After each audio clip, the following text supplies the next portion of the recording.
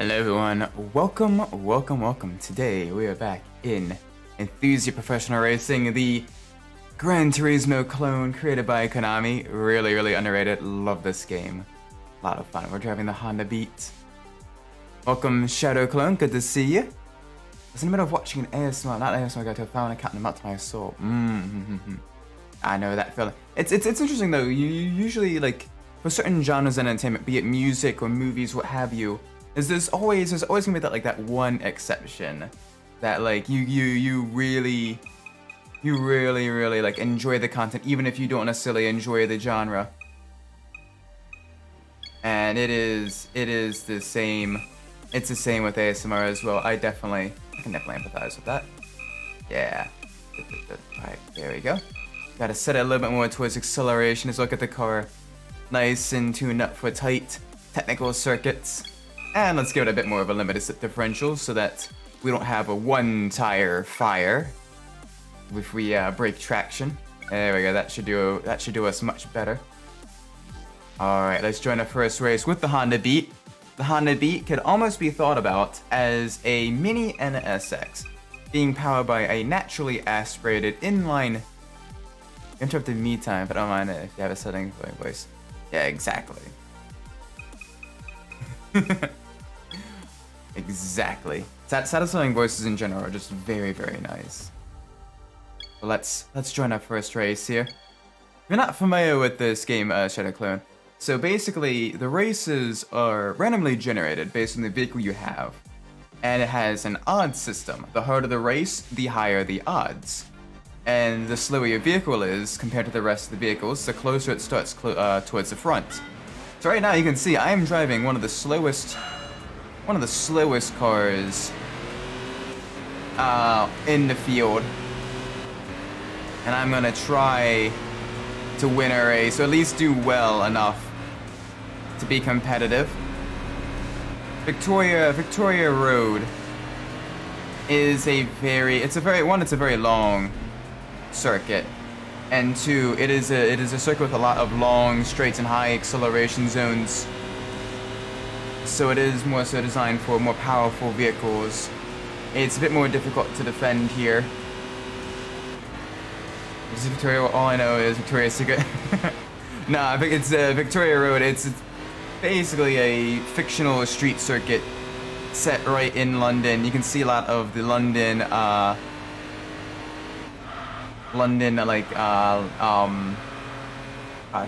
landmarks and everything, and like at one point, like we're just going past the London Eye, you can just see it in the corner. We're also going past Big Ben, you can see that occasionally as well. But it is very tricky track, especially the later half of the track, because it does narrow up quite a bit. And in faster and larger vehicles, it is very easy to hit the walls.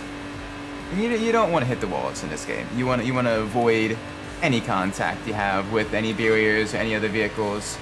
You want to avoid any off-course excursions, because the cleaner you drive, the quicker you are able to level up your vehicle and the faster your vehicle gets. And the goal, at least our self-imposed challenge for this game, is to get every single vehicle, to unlock every single vehicle in Enthusia mode, to level it up, each vehicle up to level 10, which is the maximum level, and then to win every single RS event, which is basically like the super special. Those are the ones that aren't random. Those are the ones where basically it is scheduled. It is a scheduled event for the calendar year. So that's fun as well. Those are usually up against some very quick opponents with very fast cars, and it's very challenging. You need to make sure you really know not only your vehicle but the track you're racing on and what its strengths and weaknesses are in order to do well, let alone win those events. Because those vehicles as well, because at different levels in the game, there are the vehicles you're up against. Not only do the AI have different skill levels and different levels of aggression, but also the vehicles themselves are at different levels of tune. So that means they'll be even faster as well on the straights, which does make it just a little bit tricky. Right now we are in our level 1 Honda Beat. We're going to be trying to get this up to level 10. And it is a very, very beautiful car. Like I said, powered by a naturally aspirated inline 3-cylinder engine. Sayora, that's goodbye. I know that one. Yeah, but it's naturally aspirated inline 3-cylinder engine. It has individual throttle bodies. So for each intake valve, or for for basically each cylinder, it has individual throttle bodies for each one, which really improves throttle response. It also helps increase horsepower at the expense of just a little bit of a little bit more complexity. It produces a whopping 63 horsepower at 8,100 RPMs, which is you might think that's not a lot, but with the weight of the vehicle, because the vehicle itself only weighs. I was saying goodbye. I have to do something real quick. A second thing I learned in Japanese was "have a good day." Oh, cool. Nice. What is? I don't think you've taught me "have a good day" in Japanese. But I'll let you go do your thing real quick. I'm not gonna hold you up. Best of luck with that thing. I will still be here for at least a couple hours.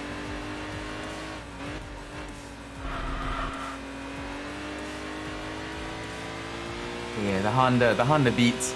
It's in the Japanese Kei car class. In the Japanese Kei car class, basically, they not only do they have a horsepower limit of 63 horsepower, so this is the highest horsepower that the engine can make, unmodified, of course. But also there's a limit to the displacement of the engines as well. The engines are limited to 660 cubic centimeters, less than a liter. So that means basically your 2-liter bottle of Coke is well over 3 times the displacement of one of these engines. But it is still very, very nice, very cool vehicle. Yoinichi. Oh yeah, you did teach me that one. Yoinichi. Yes.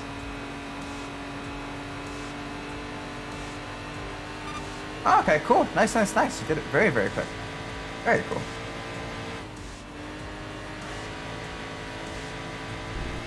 Yeah, right now we have a very solid second place position. First is way out in front, and third is way behind us. So we have a solid second place finish. This is one other thing I really like about this game, is that you do get rewarded. You just have to turn on the machine to make coffee. Get that midnight coffee.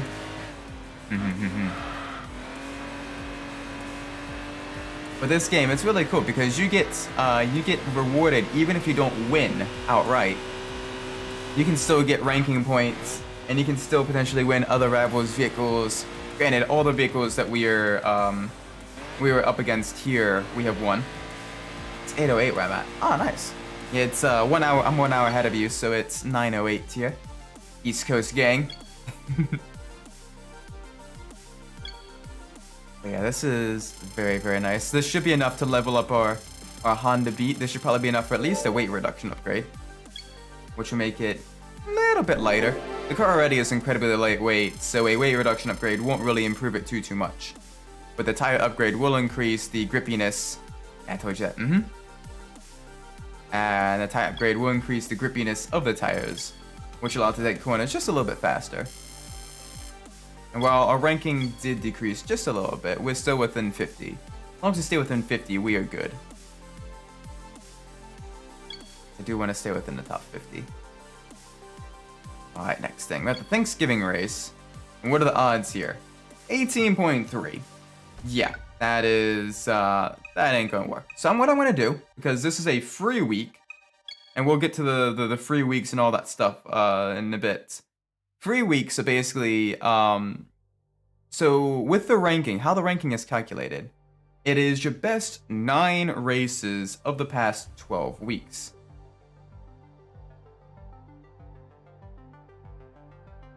Okay, cool. Watching a video up to remind us to switch, so me time continues as well.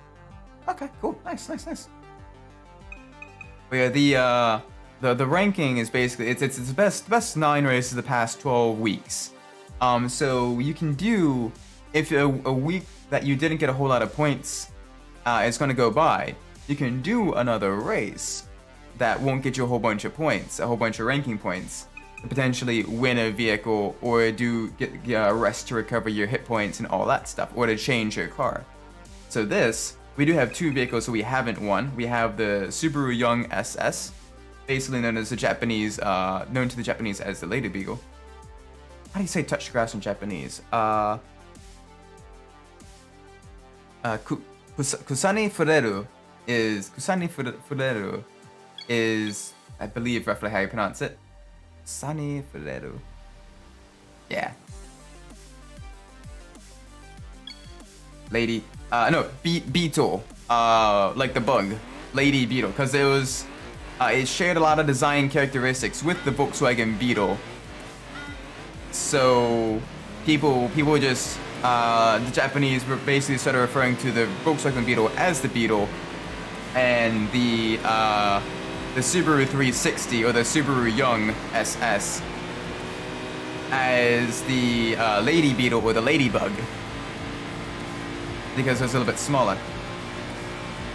Yeah. Nah, it's sometimes a little bit difficult to understand me. I apologize in that regards. Oh, but the Honda beats. It doesn't have a whole lot of power, but it's very good in the corners. Gonna outbrake this Nissan Z into this corner here. Gonna go right behind the R32 Nissan Skyline GTR. Oh boy. Come on. Give us some speed.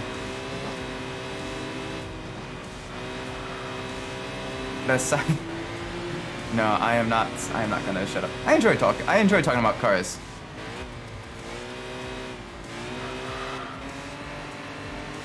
This is very, very nice. Oh gosh. Alright. The skyline behind us is very, very racy. It's the R32 Skyline. One of the skylines that absolutely dominated Group A touring car racing during the early 90s, to the point where it earned the nickname Godzilla.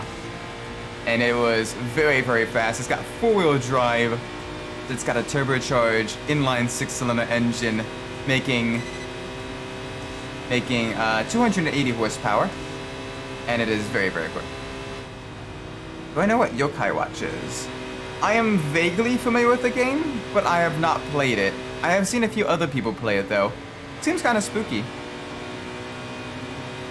but kind of interesting. I've not done a whole lot of horror games. The one stream or off stream, so I'm not sure how well I'd handle it. It's a show. Oh, I didn't know it was a show. I didn't know it was a show. That's cool. What do they do on the show?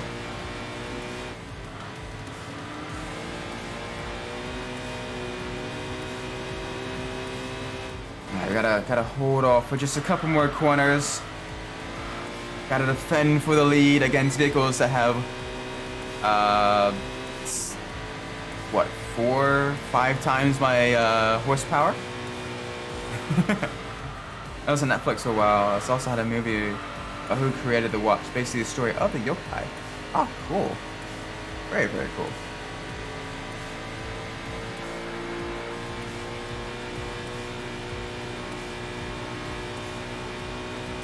Yeah, one of my coworkers for a little while, when he was younger, he was really into like the paranormal stuff and everything. So he studied a bunch of like the sangria and all that stuff. Very, very interesting. Like the different like beliefs and everything of like the supernatural and everything. Really, really cool though. All right, so let's see what we can win, what vehicle we can win.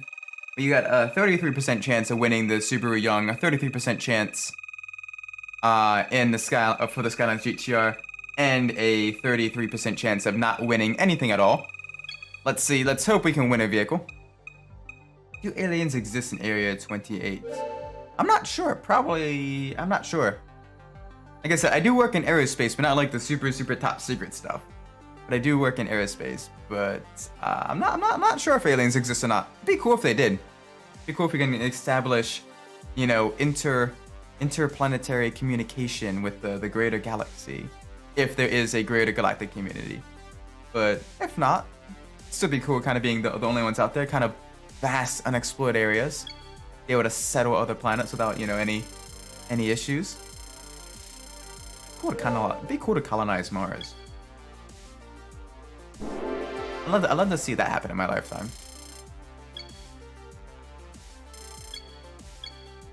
I'm not sure it'd be the first one to go, but it would be really cool to see it happen, though.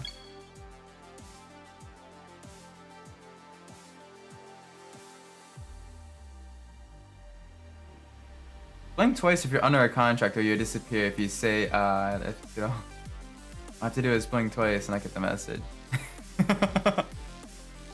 No, I genuinely, oh gosh, I did actually blink twice there. I genuinely don't know if aliens exist or not.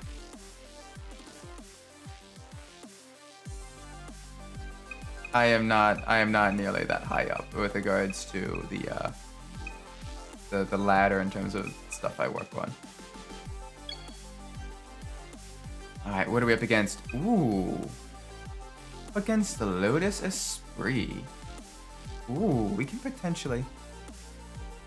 Thank you, I'm gonna send this to the troops. I'm under arrest. Oh gosh, if there's gonna be like a black Suburban or a black helicopter hovering outside outside of my home in a couple minutes, I know it was you then, Shadow Clone.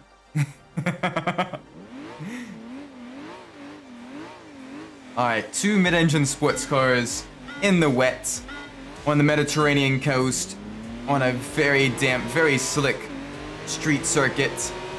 Of course, the Lotus Esprit has so much more power than I do.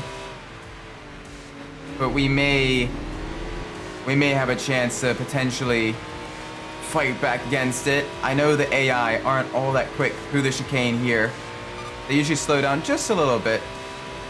And with our speed and handling, we can really quickly kind of cut through there and dive bomb on the inside of this long, sweeping left-hander. Use a little bit of the banking. Gonna watch your exit because the bump can upset the vehicle, especially mid-engine vehicles in the wet. This car does not have any traction control, no stability control, none of that electronic driver aid stuff. It is a pure driver's car, all 63 horsepower, but it is very nice, very quick on the turns, not in a straight line, not even close in a straight line. Like the Lotus Elise is blowing by us again. Not Elise, Esprit, sorry. Goes in Elise, we be done for. The Esprit, the older Esprit, we can probably match. Because it is an older vehicle, it doesn't quite have as much grip as us. And I am an alien, I gotta pick me in. I wish I was an alien. In the world of sim racing, you do have people that are known as aliens, and basically those are the top 1% of all sim racers. And they're basically like super, you know, like esports level. And it is those people, they set times that are basically out of this world, which is why they're referred to as aliens, because one, to have that level of driving ability, you can't be human, and two, like I said, their driving skills are out of this world. But though I am nowhere close to that level of skill. He took Usain Bolt because he's an alien. Yeah, he trained with that heavier gravity. That's why he's so fast.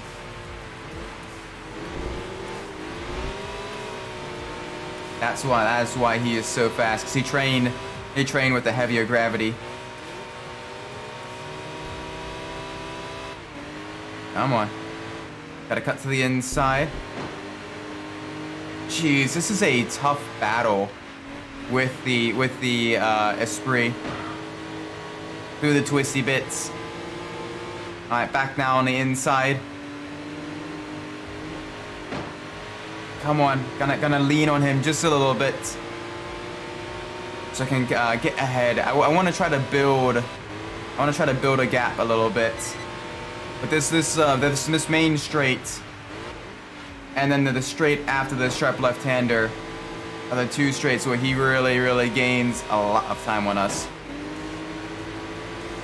We are getting a little bit of contact. Alright, can we cut on the inside? Yes, we can. There we go. There's that gap we need. Very risky, very gutsy going through there. if we upset the car too much, because we did catch air. We're gonna have to take you and your UFO in for the testing. Oh, cool. My UFO that is suspiciously shaped like a Toyota Corolla. Yes. Please take it in. I think I need to replace the spark plugs anyway. It's right around that time in that part of the maintenance schedule. You know.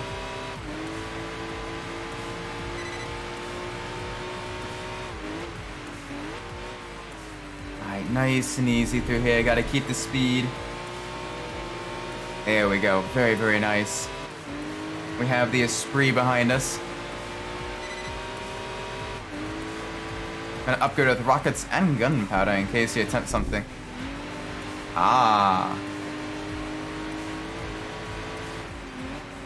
Nope, I do not wish to attempt anything. I am just happy streamer. Just enjoying playing games after a long day of work. So, you know. Very cool though. It's just also just very exhausting. Especially right now, we're doing physical configuration audits and records audits as well.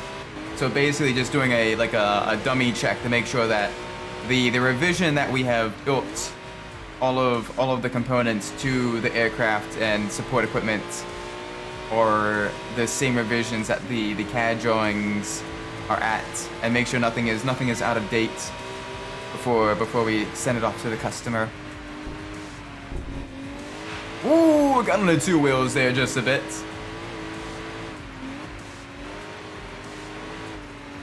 Back to the moon. I know it's secretly a giant piece of technology that can control water and move when someone's controlling it. I mean, the moon does control water here on Earth with the tides and everything, which is super cool.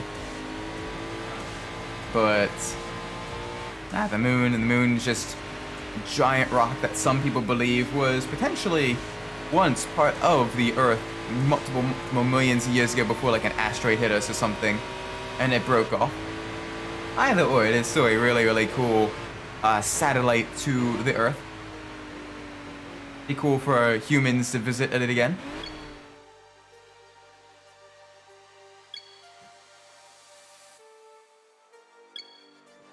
I don't know, space in general. Space in general is just really cool. It's also really terrifying. Because like if something goes wrong, like you are basically alone. There's not many people that can help you. And there's not a lot of like resources that support life as well currently. So if something goes wrong, you have a high chance of just dying. If the moon gets out of orbit, it would be a disaster for us. It could be, especially if it's a especially if the orbit, you know, it gradually kind of falls out of orbit closer to Earth. Then the gravitational effects could be very devastating. But if the moon goes further and further away, most it just kind of affects our tides. And a few other minor things. But I think if the moon goes further away from us, I think humans could adapt. You know, it is slowly moving further and further away from the Earth. Like very slow, like inches a year. But still very slowly. Midnight, good to see you. Welcome to the stream. We are driving our beautiful Honda Beat. It is a really cool little tiny Japanese sports car. It's basically a mini Honda NSX. Little inline 3-cylinder engine. I would love to own one of these in real life. They're just now beginning to get old enough for imports. And while I haven't seen any of these, I would love to have like a little tiny Japanese Kei sports car, like this, or the AZ1, or the Cappuccino. I saw the Mario movie earlier. Oh, nice. How is it? How was the crisp rat? Now, how actually was it? I've heard, well, critics necessarily didn't like it. I heard like the audience score for it was like really good. What if the someone's just a base or aliens, and the reason it's hot is only so super geniuses can get to them? Also, yeah, don't spoil the movie. Exactly what you want a Mario movie to be. Okay, that's good. So it's got you know good, you know, decent plot, just kind of fun. You know, Mario looks and kind of acts like Mario. You get to see all the fun characters. Yeah, that's the thing though. Sometimes there's this thing called critical dissonance, where sometimes critics go watch a movie and they're usually looking for like, you know, the big story themes and like artistic quality and all that stuff. But sometimes people watch a movie just for, you know, good dumb fun.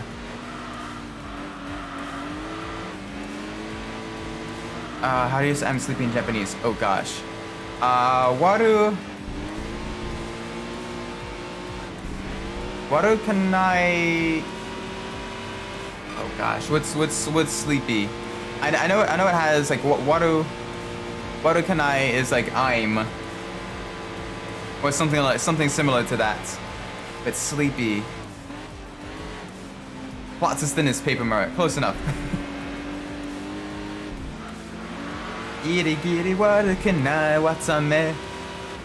No, I do know like tiny little bits, but I forget what is the sleepy.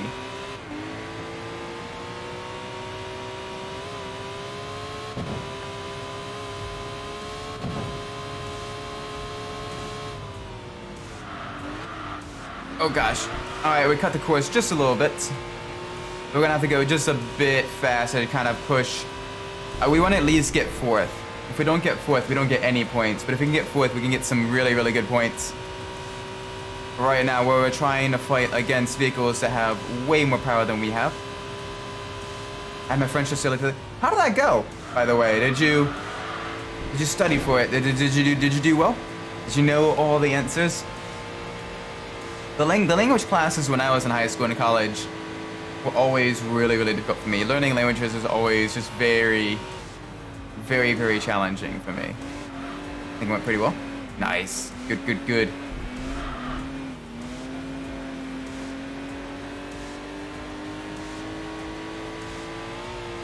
Gonna leave because you want me to? Alright, that's fine. Do hope you have a great night. Make sure you rest well. Take care. Take care, Shadow.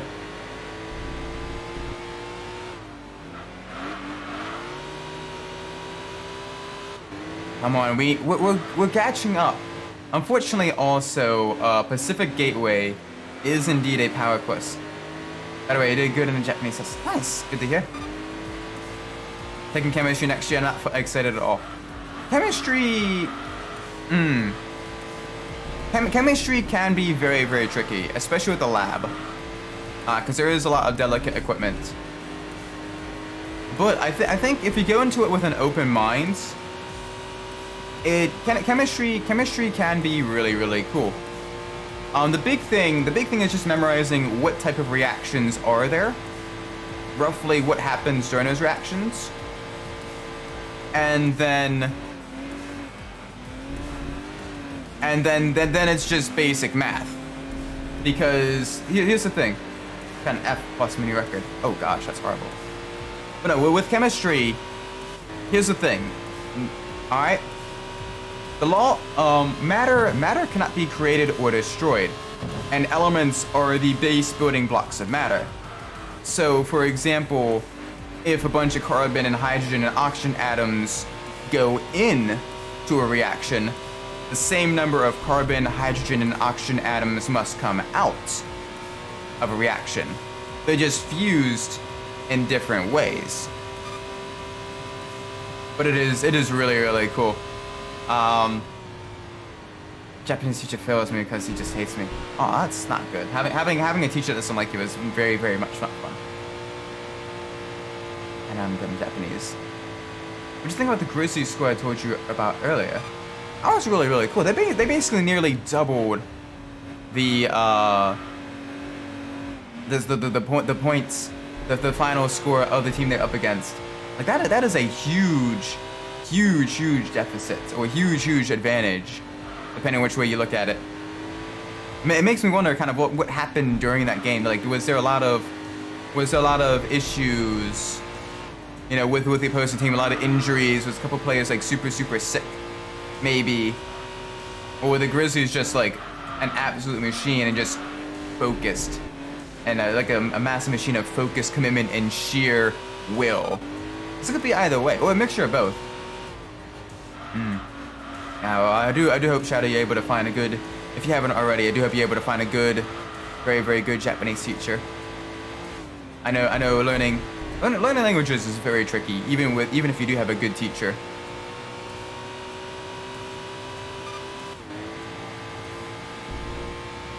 It doesn't look like we're going to be scoring points this race, because unfortunately Pacific Gateway is indeed a power course.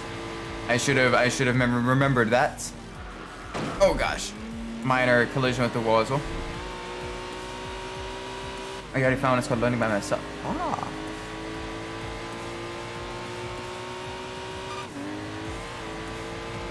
Yeah, did Oklahoma have a bad offense and defense, or did Memphis have fantastic offense and defense? It's probably a combination of both.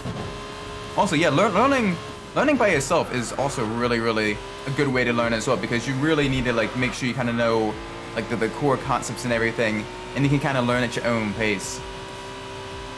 But it is a lot. It's very tricky. You need a lot of discipline to do that. But I'm thinking it's probably a combination of both. To have that big a deficit, I'd imagine there has to be both. Oof. Yeah, okay, we didn't score any points that time. No points scored. Also, Japanese teacher got fired because he felt like 8 people. Oh gosh.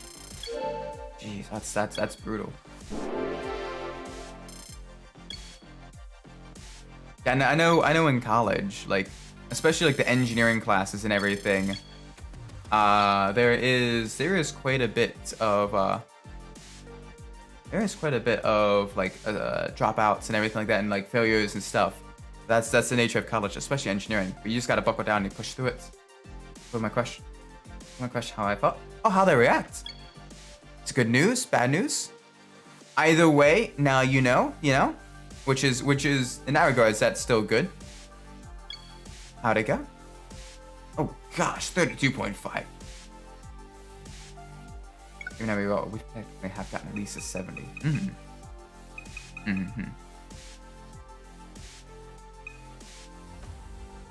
Jeez. Okay,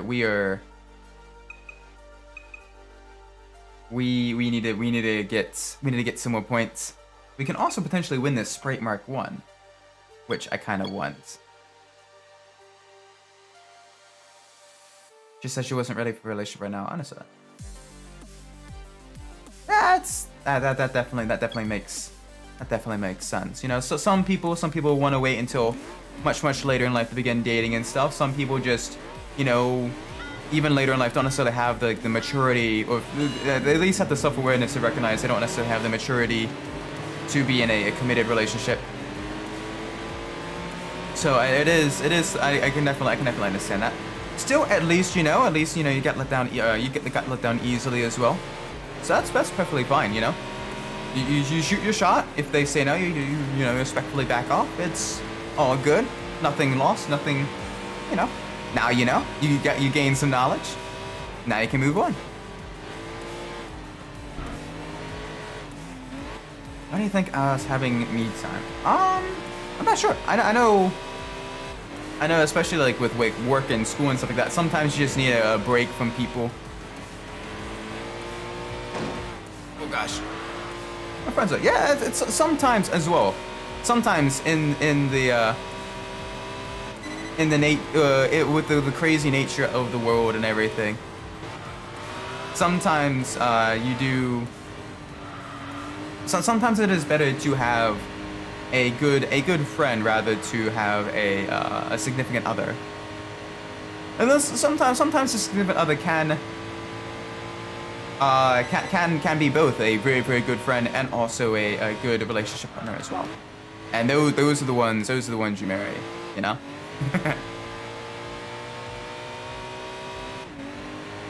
The reason I was having me time was because that teacher. Trying to get things situated, trying to, you know, I understand. you're trying to kind of de-stress after that mess. I definitely understand. Yeah, it's very frustrating to be failed, especially if it's happened unfairly.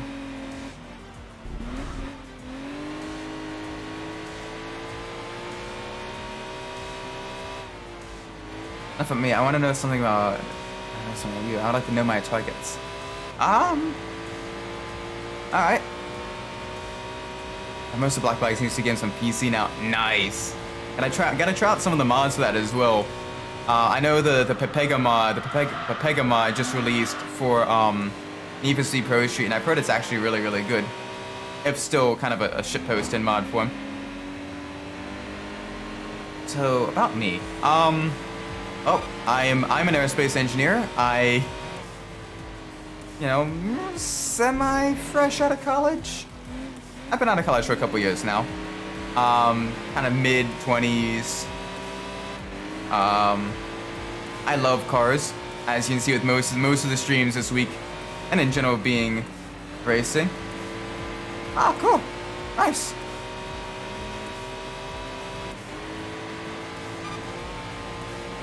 I'm straight, but either or, you do whatever makes you happy, you know, as long as it's not hurting anyone else, as long as, you know, all parties are adults. I have no intention of interfering.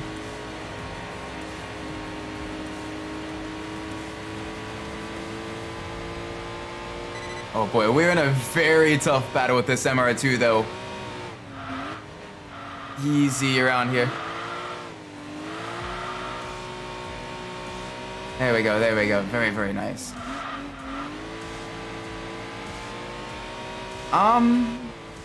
What else about me? What else about me should I say? I love cooking. I enjoy, so first started I was just enjoying food. But also, I eventually kind of came to the point where I enjoy like every aspect of getting the food, preparing the food, and putting the food on the table and eating the food. That I've gradually grown to kind of add that stuff to my hobbies. So, for example, I enjoy fishing. I enjoy, you know, going to like the orchard and like farmers markets and stuff like that too. Very fun. I enjoy trying new foods as well. It's always a fun experience. Even if you don't necessarily like it, you do get the new experience of, you know, trying something, learning what you do and don't like and everything. But yeah, food, I enjoy cooking. Cooking is a lot of fun. Just yesterday, we finally got it was nice enough weather, consistently nice enough weather to grill for the first time. In the year. And managed to made some homemade hamburgers. So as some ground beef with some ground turkey. You put in all the seasoning and everything. You mix it all up. You make your patties. You don't make them too thick, because then it's difficult to cook them all the way through. But you don't want them too thin either, because then they kind of burn and they get a little bit too dry. You want probably about anywhere from a half inch thick, give or take. I mean, rough eyeball it, but you know, somewhere in that range. Flatten them out. It's a relatively decent size, about 4 to 6 inches in diameter. Yeah, like hamburger's juicy, exactly. I like putting in all the different seasonings and everything. A little bit of garlic powder, a little bit of onion powder, some salt, some pepper. Mix in just a little bit of olive oil or either olive oil or like vegetable oil in it to kind of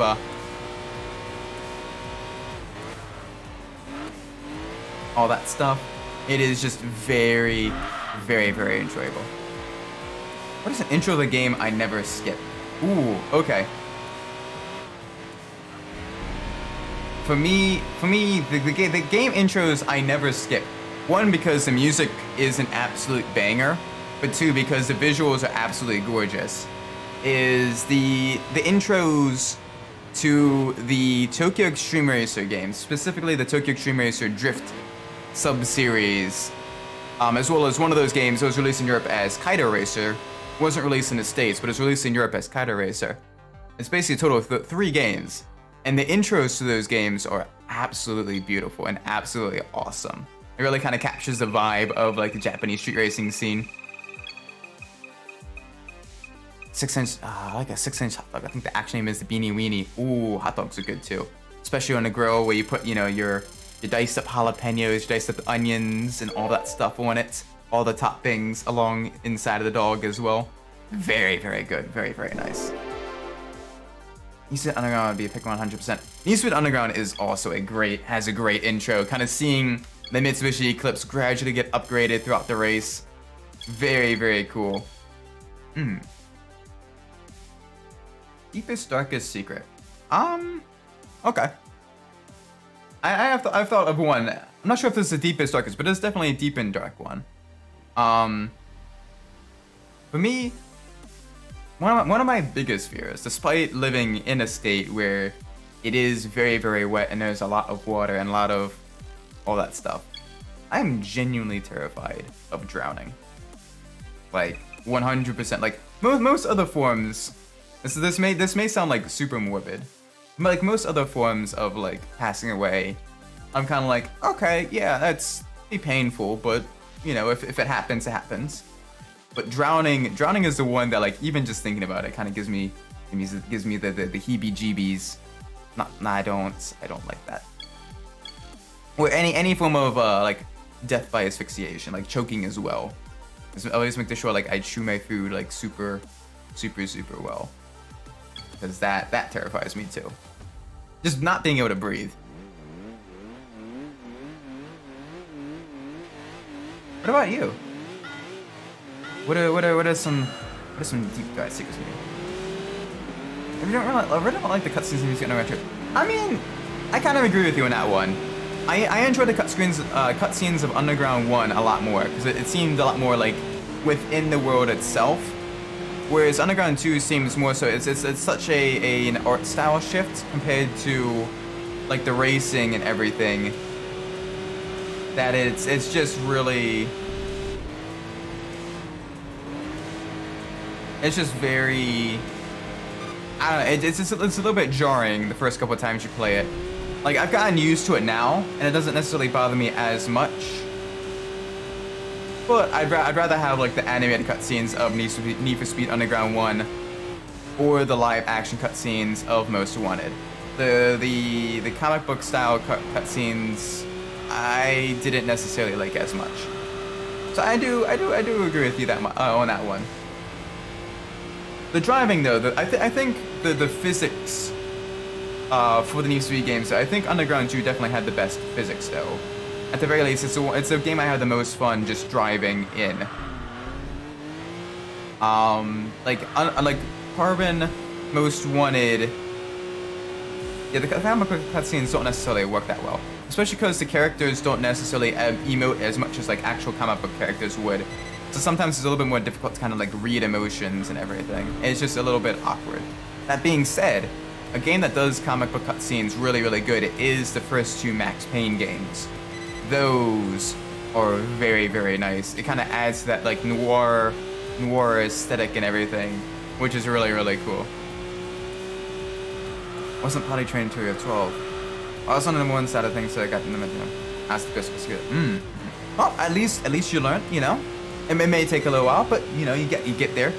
So it's perfectly fine to, you know, kind of come to things a little bit later, as long as you still learn, you know. But yeah, with the handling of Underground 2, Underground, the first Underground was a little bit too unstable, especially if your car got airborne. And Most Wanted and Carbon were just a little bit too grippy, to the point where sometimes on higher speed courses, it doesn't necessarily feel challenging. But Underground 2 was like right at that sweet spot where the cars were grippy and were planted, but they didn't necessarily feel like they were Formula One cars for the road, or you know, like they're just zip zap cars, what have you. What's your deepest, darkest desire? Mine is to be lifeless.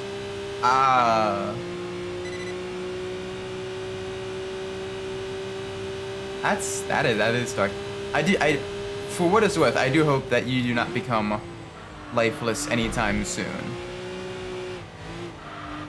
Life is worth living. I 100% agree with that statement. Life is beautiful, and there's a lot that you can do.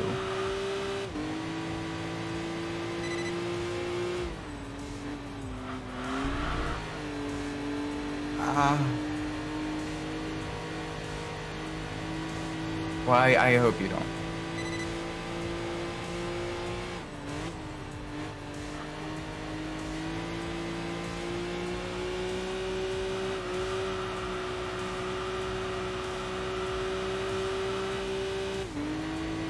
That being said, though, racing games.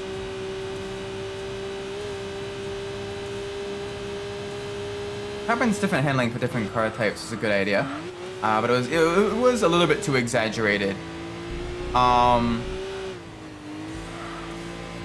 Like the muscle cars were like overly slidey, a little bit too much. You know, the tuners basically could go full throttle pretty much the entire way around the corners. And of course the exotics, you know, were really like, super grippy, but a little bit understeery. So I definitely think, like, it was a cool concept.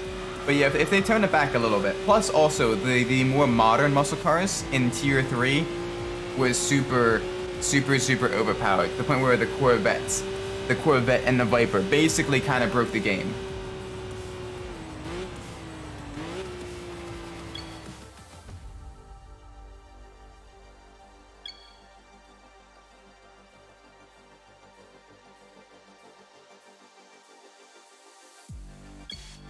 But yeah, it was just, I mean, it was a cool. Like if they kept the more slidey physics and the super acceleration towards like the more classic muscle cars, and they kind of did like a hybrid, like muscle exotic thing for the more like modern high-end muscle cars and stuff like that, where they had a bit more acceleration, but they were still a little bit slidey. So yeah, I do hope you have a great night, Shadowclaw. Or if you're just messing with me again, you have another card up your sleeve. Alright. Jeez, it's not giving us any races we can even be moderately competitive in here. Like, this is a bit ridiculous. Like, we're in a 63 horsepower Honda Beat, right? And they're putting us up against a 500 horsepower Bugatti EV110 and an NSX Type R. Yeah, the wild card. So we just kind of need to make sure that we don't have any unfortunate mishaps. Oh whoa! Oh gosh! Ah! Oh whoa! What's this?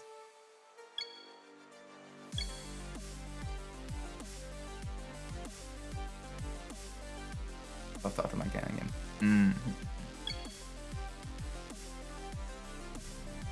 Yeah. Well, right now we're in. Oh, I love this car though. I'm gonna be a little bit sad when we switch cars because we're getting close to leveling us up to level 10. But this Honda Beat has been very fun to drive. It's not got a lot of power though, but it is very fun. Good handling. It just, you can throw it through corners.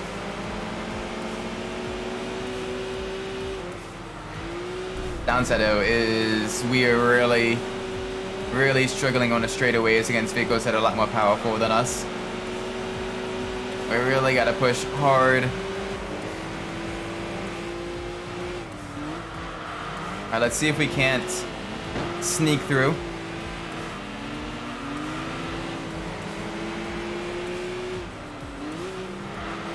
Even though Enthusia Underground 2 does a lot of things better for the first game by a large margin. It's interesting. The first, I think the first game definitely has a better flow in terms of like progression and everything like that. Like things come pretty linearly. It's very enjoyable, but the handling. I hope your dreams are satisfying as well, Shadow. But yeah, the handling on Underground 1 is just a little bit. It just misses the mark at times. But yeah, it's a little bit.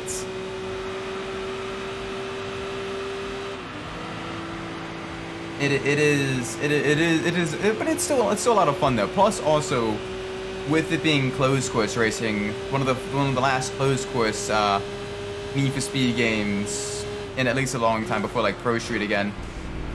It was very. I like the dark side of your dreams. I do not like the dark side of my dreams. But with it being one of the last closed course racing games, it was very. The tracks themselves are really enjoyable to drive on. It's just when things go just a little bit awry, especially with traffic, where the cars get just a little bit too floaty in the handling, and I don't quite like that, not as much.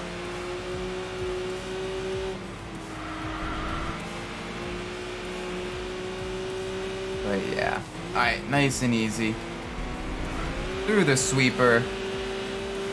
All right, let's build some speed. Let's try to take down two other very, very powerful Hondas in front of us: the Honda Accord Euro R and the DC2 Integra Type R. Both of them very, very powerful, very, very quick. Other high-end performance vehicles built by Honda. And while we don't necessarily have the power, we do have the handling. And we are shredding through this course.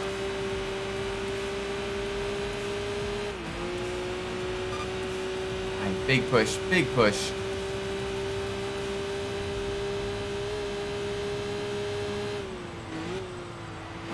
Nice and easy through here. Fun fact also, at Motegi Speedway, a racetrack in Japan, it is one of Honda. It's a racetrack that is owned by Honda.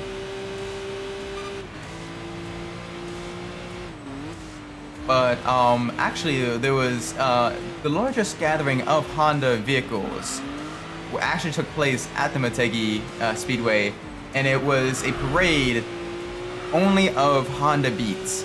This little car here. There was like over 500 of them, and they did a couple of laps around the track to celebrate. I think it was like to celebrate the 15th anniversary of the creation of the Beat or something like that. As long as I'm alive, I will come to all your live streams as soon as I can. I don't necessarily have to do that. I am almost always going to be here, so you can come as much as you want. If it doesn't necessarily interest you, you don't necessarily have to come. Nobody is obligated to watch. You know, it is. You are more than welcome to come. You are always welcome. Anyone is always welcome. But I'm not gonna hold a gun to anyone's head and be like, you have to watch my streams. No, it's basically, if you want to, when you want to, when you have time. But if not, that's fine too. I'm gonna be enjoying playing these games anyway. I'm still gonna be here. I'll stream the nobody. I'll stream the as many or as little people as they want, because this is. Someone too. Oh, thank you. Just recently, the largest amount of balloons released at once. The world record was broken to raise money for a charity event. Oh, cool. It's always really cool. It's always really cool when records are broken as well. You get to kind of see like another piece of history made, another notch forward, which is really cool. For example, speaking of records, the Bugatti Veyron, the Super Sport version of the Bugatti Veyron, almost had its top speed run invalidated because they had to remove, or they had to turn off the electronic speed limiter on the vehicle to be able to brake its speed. And basically, it was brought up that that could be considered a modification to the engine, which would then mean it isn't a production vehicle because it didn't come from the factory that way. And because it's only a software setting and nothing else was changed on the vehicle, the record stood. But it took quite a while for the lawyers of the Guinness Book of World Records to kind of like go over that in order to make sure that it wasn't, you know, a false positive. Like, they looked over it for a very, very long time. Like, it was over a month that they looked over it and were debating it. But it was still really, really cool. It broke the previous record held by the SSC Ultimate Aero. And even then, the fastest naturally aspirated car in the world still, to this day, is the McLaren F1, which was released in 1995 at 240 miles an hour. It was a world record of the largest Minecraft obsidian pyramid. It was broken on an open Mr. Beast Anarchy server.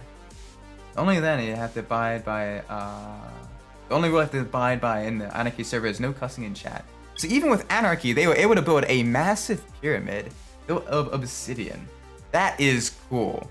That is very, very cool. You need a lot of lava and a lot of water blocks in order to build an obsidian pyramid. Oh my gosh. GG.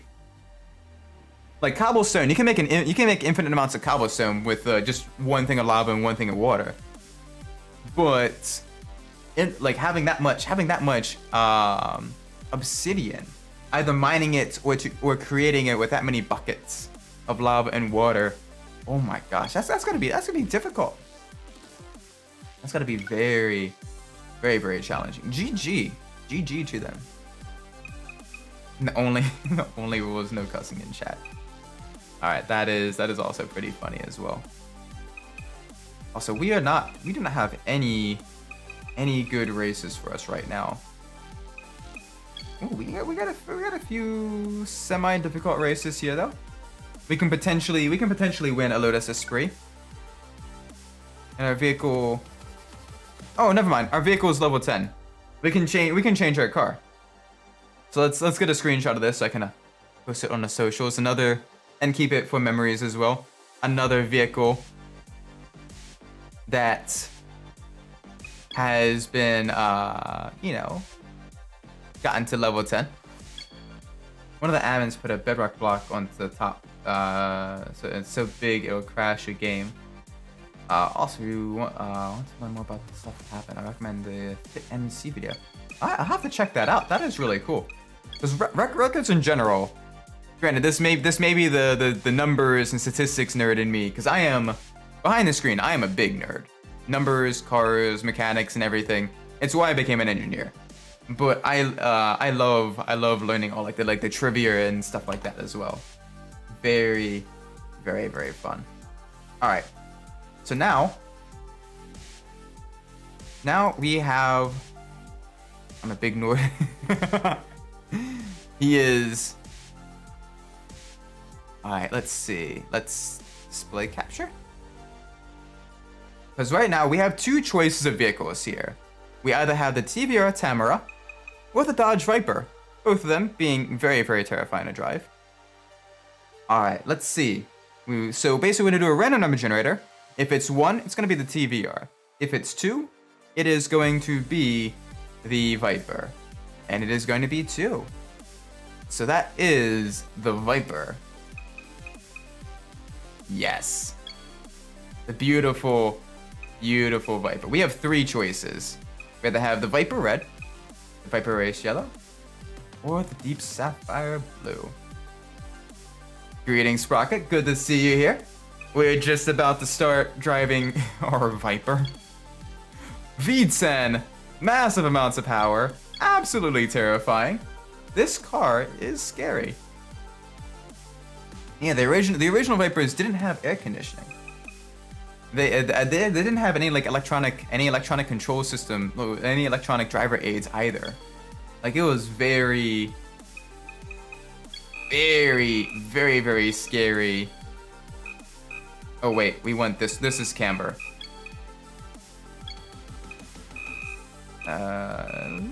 We want to go a little bit understeer, I think, with this. I don't want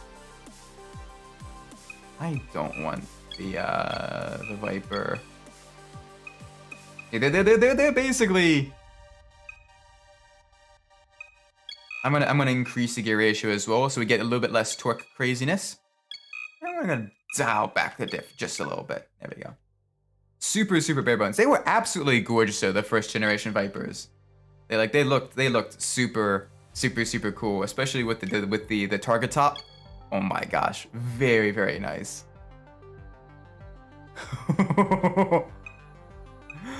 Okay. Let's enter a much more calm race right at the start, so we can kind of get used to our vehicle. I think that'd be a good idea, because right now we're gonna be in a very quick car. We're gonna be up against another Viper as well. Ooh, we're driving a limited race. What's this? I need you to rank the sodas: Pepsi, Coca-Cola, Sprite, Sunkist, Mountain Dew. So I have not. What I thought was wild is pictures make it look bigger than it is. It's tiny. It's very tiny. Like there's a picture. There's a picture of young me by a Viper when I was like 4, when I was in Ocean City, Maryland, and like I am at that height. I am like taller than the Defender and everything, and like I look fairly big, but I was tiny at like 4. I need you to rank the sodas: Pepsi, Coca-Cola, Sprite, Sunkist, Mountain Dew. So I've not drank Sunkist, so I can't rank that one. Pepsi and Coca-Cola are about equal. I definitely think Mountain Dew is better than either Pepsi or Coca-Cola, though. I enjoy Mountain Dew quite a bit. Sprite by itself, I'm not the biggest fan of, but I enjoy the cranberry Sprite a lot. I really enjoy the cranberry Sprite, or like using Sprite to make mixed drinks, like to make like spritzers and other like alcoholic beverages. Sprite is really good, but by itself, just a regular Sprite, I'm not the big fan. So in terms of just base soda, I rank it below. I rank it kind of below everything else. But in terms of like making other drinks, making other like fruit punches and stuff, is good. I really enjoy it a lot. Sunkist tastes like dog water. Alright, that is good to know. I'm glad I have not tasted it then. I don't think I've even seen Sunkist in stores in like the longest time. But to be fair, I don't usually drink a lot of soda that much. Like it's to the point where it's just very, oh gosh, yep, massive amounts of torque, massive power. Car wants to rotate. What's your opinion on beef calvillo? I haven't had that. What is that? Maybe I know it by a different name.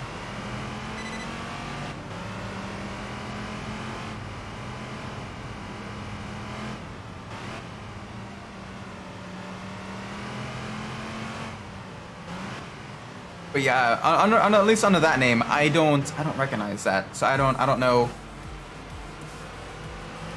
I'm not too. All right, we're gonna need to be kind of. It's made with fish eggs. Wow, fish eggs we call. Oh, caviar.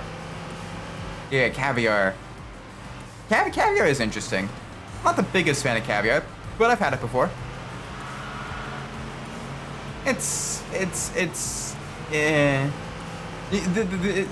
portrayed as like that super expensive dish, but there are cheaper options for caviar as well. But you're not missing much with caviar. It's kind of mid. At least the cheaper kind is kind of mid. Maybe the expensive kind is a lot tastier. But the Lisa cheaper kind is kind of pretty dreadful.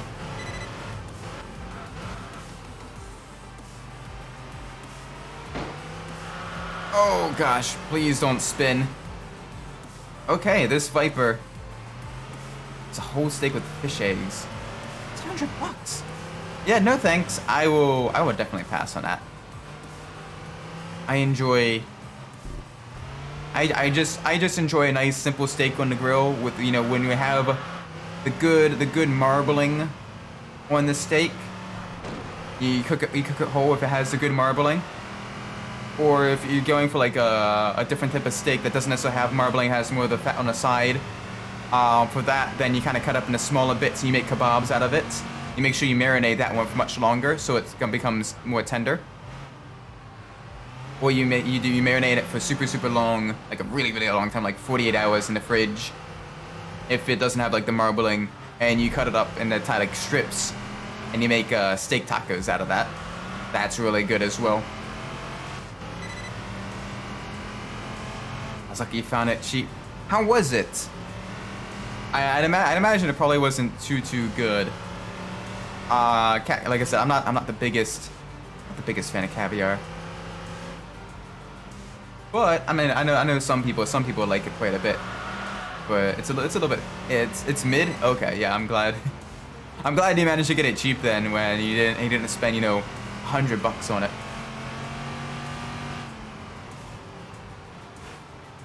Why would you put fish eggs on a steak? That's Like there's so much else you can do with steak to make it taste really good. Or even a steak by itself with, you know, a side of some nice garlic and red pepper, roasted potatoes is really good as well. You know, you dice them up, you kind of coat them in the olive oil, and you put on like the crushed red pepper, a little bit of minced garlic as well mixed in with them. And you roast it in the oven for like 15 minutes at like 350 degrees. And it is tasty. It is really good. I just on my liver just to eat it. Oh gosh. Oh, no alcoholic beverages for you.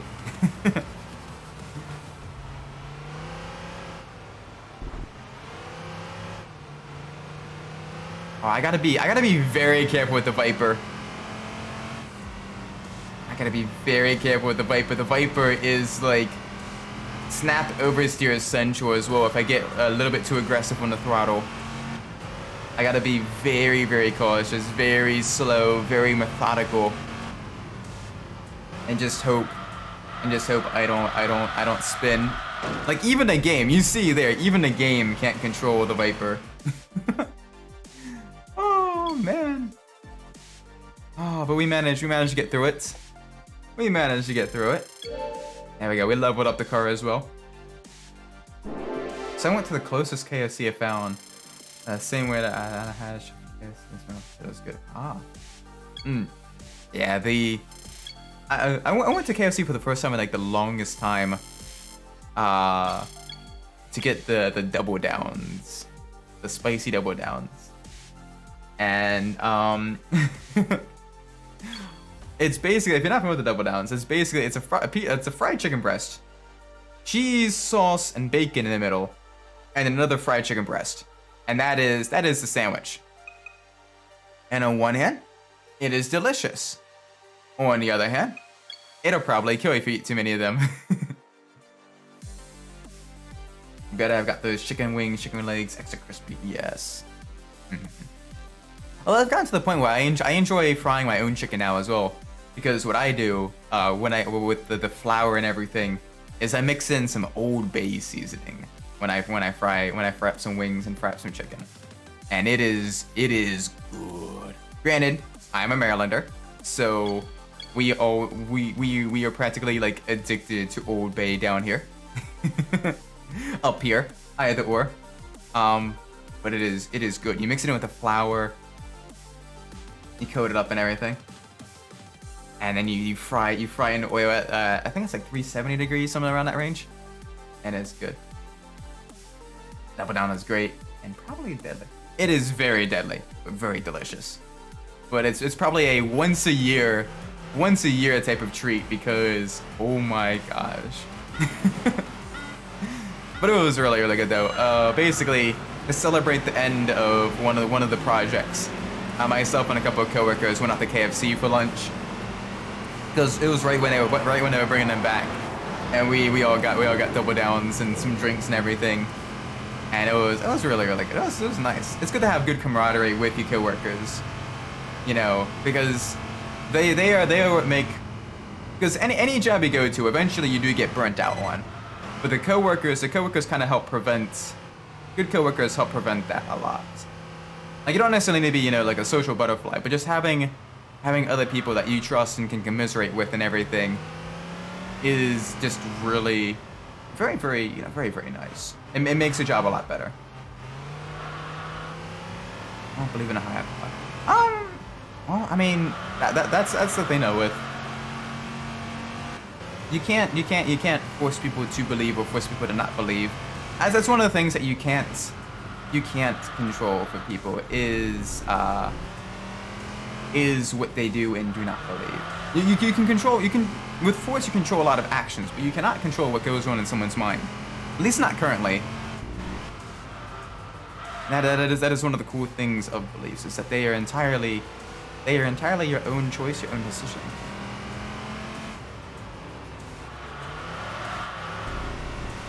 After work, we would get hammered at the casino and then go to the diner.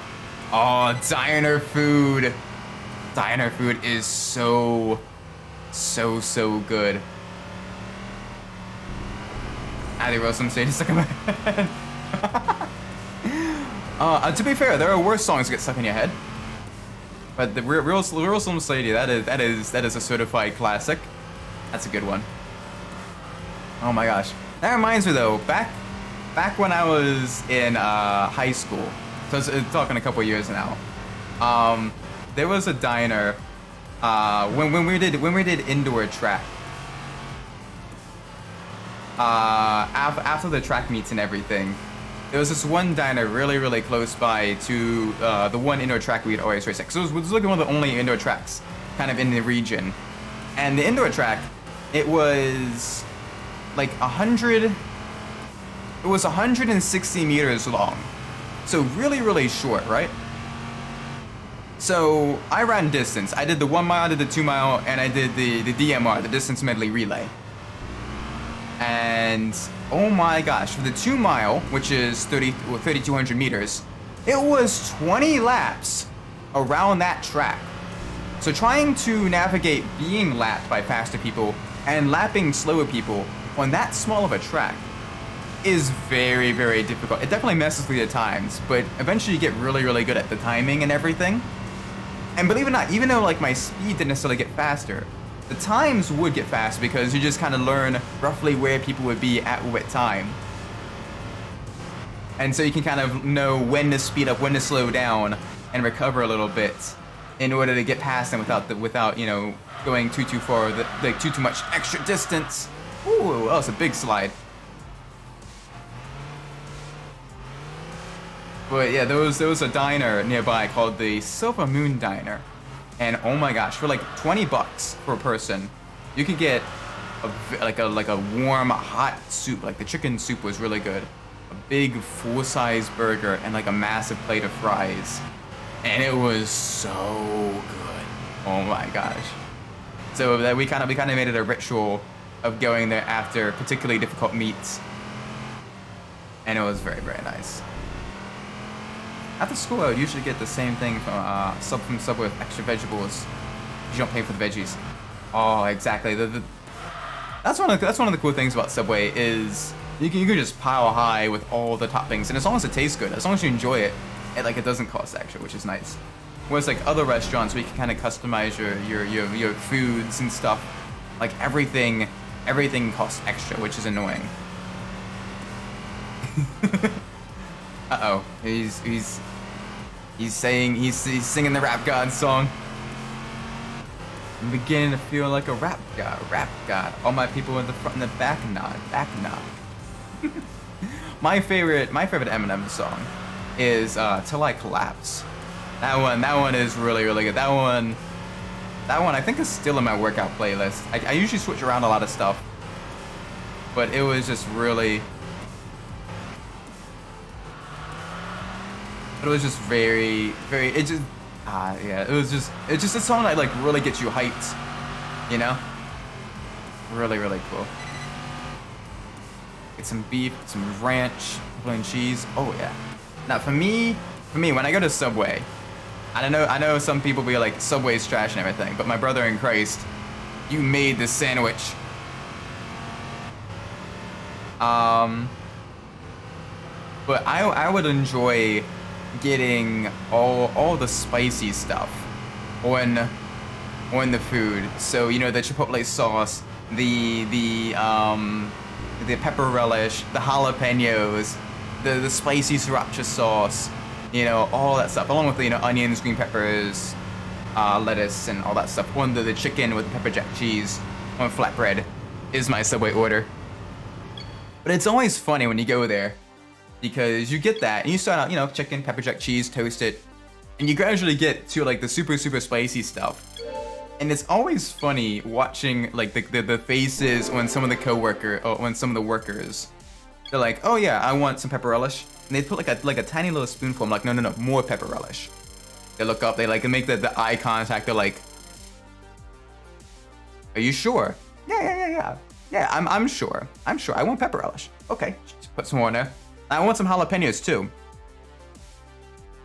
Are you sure? You know that's spicy, right? I am well aware it's spicy. I would like some jalapenos, please. Okay. And then they put on like the sriracha sauce. They put on like a single line.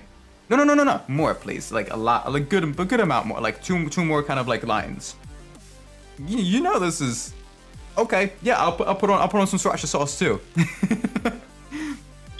And it's funny because a lot of times I eat in the store, and I love spicy food. I eat a bag of ghost peppers daily just to clean up my sinuses. I mean, like clean them up. That's the other thing too. That's kind of actually how I got into spicy food.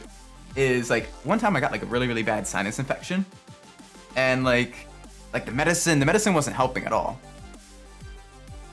But my dad got a bunch of like jalapenos and everything like, for like tacos one night.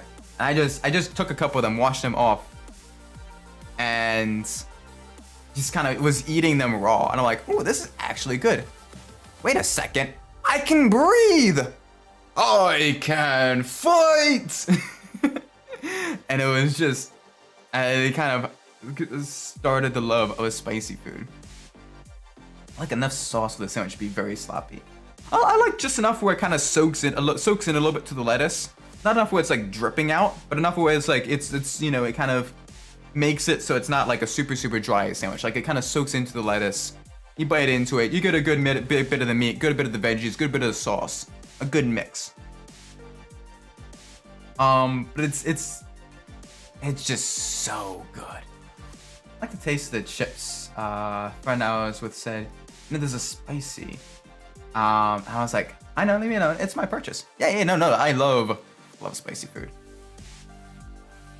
Like it's always funny. Like when I go to like an Indian restaurant or a Thai restaurant. Side note, I am neither Indian nor am I Thai, but they you know they have like the rating of, you know, how spicy you want and everything from like 1 to 5 or 1 to 10. I'm always like, yeah, give me like, you know, a 4 out of 5 or like an 8 out of 10 or a 9 out of 10 for the spiciness. And the waiter does like a visible like pause, because usually it's, you know, people that are actually like, you know, Indian or Thai that are working there and everything, and they look at you with the biggest like, sir, you know that's, you know, that's a spicy one, right? Like that's gonna be like really spicy. I'm like, yeah, it's okay. I enjoy the spice. It's very good. It's funny how plants and stuff create spice so they don't get eaten. We're like, I need more of the spice. Exactly. But now we cultivate the plants to create the spice. So they still survive, they still reproduce. It's just at the end of the life cycle, we pick off the unborn children, and we eat them. We consume their flesh. Oh, that was metal. the most metal description of eating vegetables. At least eating biological fruits. But culinary vegetables. I think the reason we like spices is show dominance.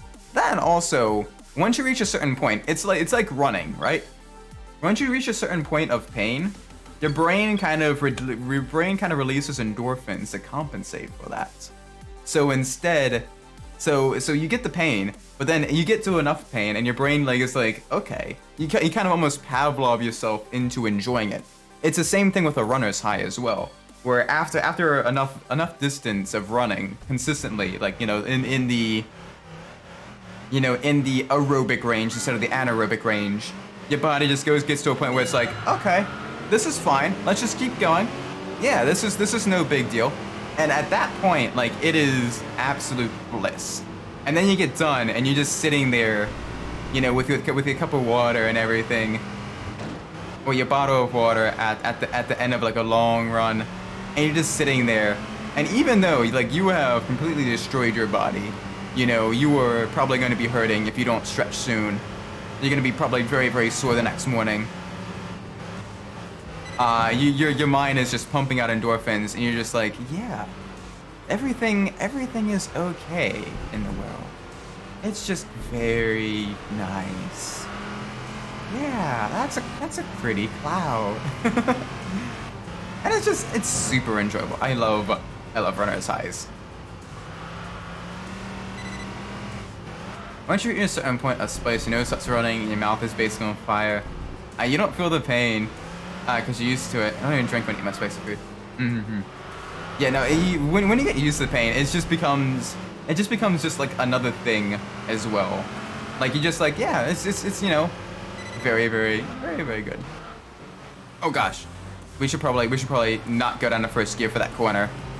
We would absolutely spin our wheels like crazy going through that section if we try to exit that hairpin in first gear with any amount of throttle. Because not only is it a torquey V8, it is also a very, very light rear-wheel drive supercar. Muscle car thingy.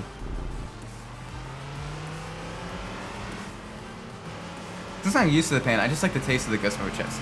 Yeah, exactly. Once you get used to the spice, it just becomes another flavor. That being said, with me, even though I can handle the super, super spicy stuff, I don't necessarily like spicy, just spicy in my food. I enjoy there to be other flavors as well. Where you kind of taste, for example, with Indian food, really, really good curry. You bite into it, and you have the heat, right? And a good curry, the heat really, really kind of builds up as well as you eat it. But you taste the savoriness of the meat. You taste the veggies in it as well. You taste, the mint that they put in it, and it's you get that blend of flavors in addition to the heat, and that is what I love. It's very, very, very good. Or sometimes there's some people, there's some restaurants that I've seen that put apple or pear, really, really small slices or small diced up pieces of apple and pear in the curry as well. And what it does, it's a sweet and spicy, medley, and oh my gosh, that is so good. Especially with the chicken and a little bit of the onions and the peppers in it as well. It is, delicious. I want curry now. Curry is so good. Yeah, I bought a whole bag of the ghost pepper dust. Made my own chips out of them. And now it's your mouth. You are, oh gosh. Yeah, you do want to be a bit careful with that, because while you can't necessarily overdose on the chemical that produces spice, the capsaicin, something like that, something around that, something like that. It can still cause other issues like indigestion and everything as well, and other digestive issues. So you should be careful with that. and do it a little bit in moderation as well. But it is still, it tastes good. Capsaicin. Okay, thank you. I'm like, it's something around that range. I'm forgetting exactly what it's called. I could like roughly see the word. But yeah. Capsaicin. Yes. Capsaicin? I'll have to look up the pronunciation later. But yeah, that. It is so good. And it's really cool because certain root-based or onion-based vegetables, they have a different type of spicy chemical. But it more so, it's more so you know, it more so kind of affects your nose instead. Like wasabi. Have you ever had wasabi? Say, okay. Capsaicin. Okay, got it. Capsaicin. Capsaicin. Thank you. The capsaicin is safer than the piperine. What is piperine? Hang on a second. I wanna look that up. What is piperine?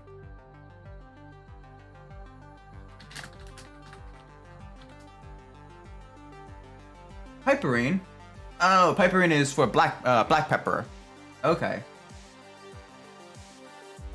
Piperine, along with its isomer, chapacine, let me turn on display capture, is the alkaloid responsible for the pungency of black pepper and long pepper, and it's been used in some forms of traditional medicine. Cool.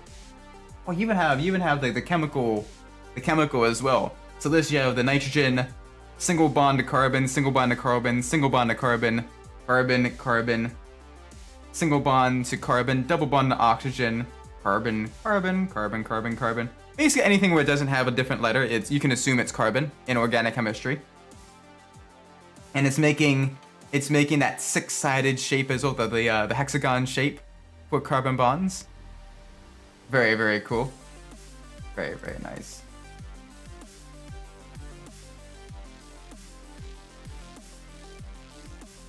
No, after this say there was an sound. Oh, an. Okay. Stand up. Alright, take care. Oh, very slidey. Very slidey Viper. Yeah, that's... Okay, so piperine is the other chemical that's in, like, the black pepper. I like black pepper, too. I like... It's such a simple spice, but people always overlook it in favor of the more exotic spices. But just a little bit of black pepper on some stuff as well can really kind of, you know, add just a little bit, you know... It's a little bit of extra flavor, especially if you mix it with other spices too. Like black pepper is one of the 11 secret herbs and spices of KFC.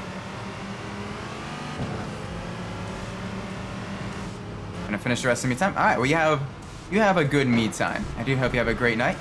Rest well, okay? And I do hope you enjoyed the stream as well. All right, there we go. Cross the line. In first, in the Viper. Very nice, very cool.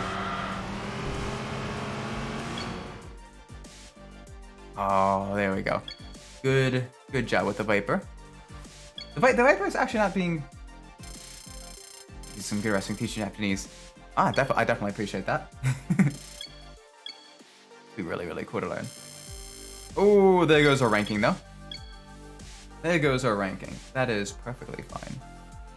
Because we will gradually build that back up. Right now we are driving our Viper. The absolutely terrifying Viper. We can do a one-make race where it's nothing but Vipers on Autumn Mountain. It's terrifying. It's the thing though, when you get to a certain point in the game, well, when you get to a certain vehicle, it's very, very difficult to kind of improve your ranking without going like directly into the RS races. And even then, you need to like really consistently win those races as well. I like how we are the only red Viper. Everyone else is either a yellow or a blue Viper.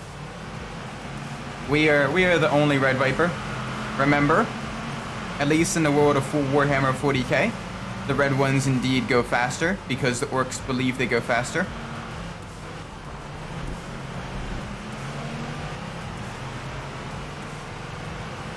Alright, dive bomb on the inside. Or not. Come on. The fighting for position just a little bit too much. I need to kind of push to get up into the lead. But it's difficult because they're kind of blocking the road just a little bit. Just a little bit. There we go. Up into third. That's a good start.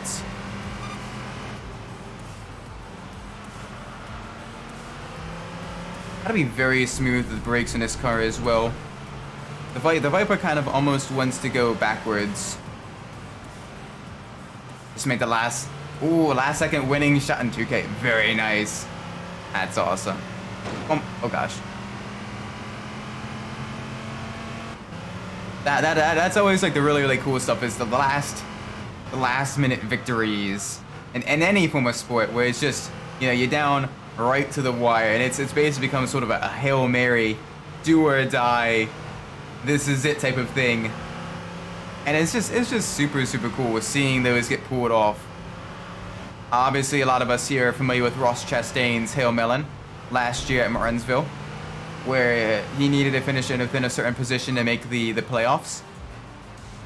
And he basically wall rode around the outside in order to win. That was super cool. Like the Hail Marys are like the exact opposite of like the last minute choke, where you're leading by a mile and then you flub it right at the end. I've seen those happen too, and those are the saddest and the most disappointing. But the last minute Hail Marys that you're able to pull off are always so nice. You didn't play for the entire fourth quarter. Oh, did you get like penalty? Did you get a penalty, or were you benched by the manager?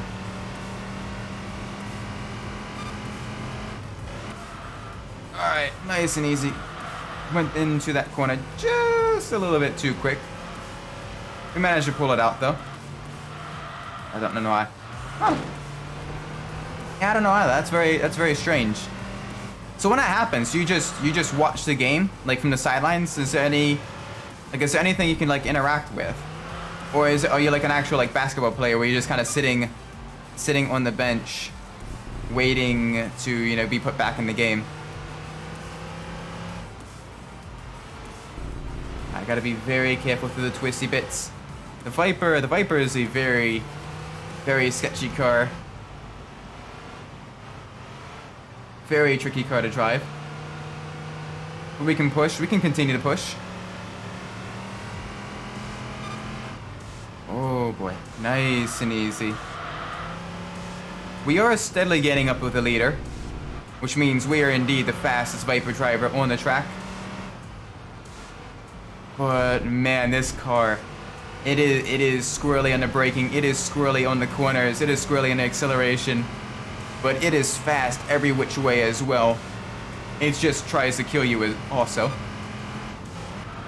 It's basically like being along the ride on top of a massive bucking bull or bucking bronco, just trying to throw you off. But we are not going to let it. We are going to win this race. We are going to tame the bull. We are going to tame the snake. We are going to charm the snake. Kind of wave our heads kind of back and forth melodically as we're playing the flutes. Make sure we don't get bit. Oh boy, nice and easy through here. Nice and easy. You don't want to make any mistakes yet, Isaac. Got 1.5 laps to go. I think the big thing with the Viper is basically going 1 gear higher in the corners than you think you need to, because the engine has the torque to carry it through the lower RPMs. But if you go one gear lower, you're gonna spin the wheels a lot, which is gonna slow you down a lot because you're wasting energy in producing noise and heat and smoke. That energy is not going towards pushing the vehicle forwards. So you don't want excessive amounts of sliding or wheel spin or loss of traction. Because that wastes energy. With the exception of like super tight corners like rally racing or something. That's more so because oftentimes those cars, one, have super short gear ratio transmissions. Two, don't really produce a whole lot of downforce in general, especially at lower speeds. And three, have massive amounts of acceleration, so they're better off just getting around the turn quick, even if they lose more speed, and then flooring the throttle so they get back up to speed real quick. Especially now with the hybrid systems for the new WRC cars. But if you look at like the likes of like Formula 1 or even touring car and sports car racing, they're not really sliding the cars around a whole lot. They're more so keeping the cars nice and planted, nice and smooth through the corners, with just the slightest amount of slip angle. Just barely on the edge of control. There we go. 119, 3 laps in a row as well. Very consistent. This is why Autumn Mountain is my jam. 120, 119, 119, 119. Yes, please. Yes, and thank you. There we go. That should level us up a bit more. Delicious.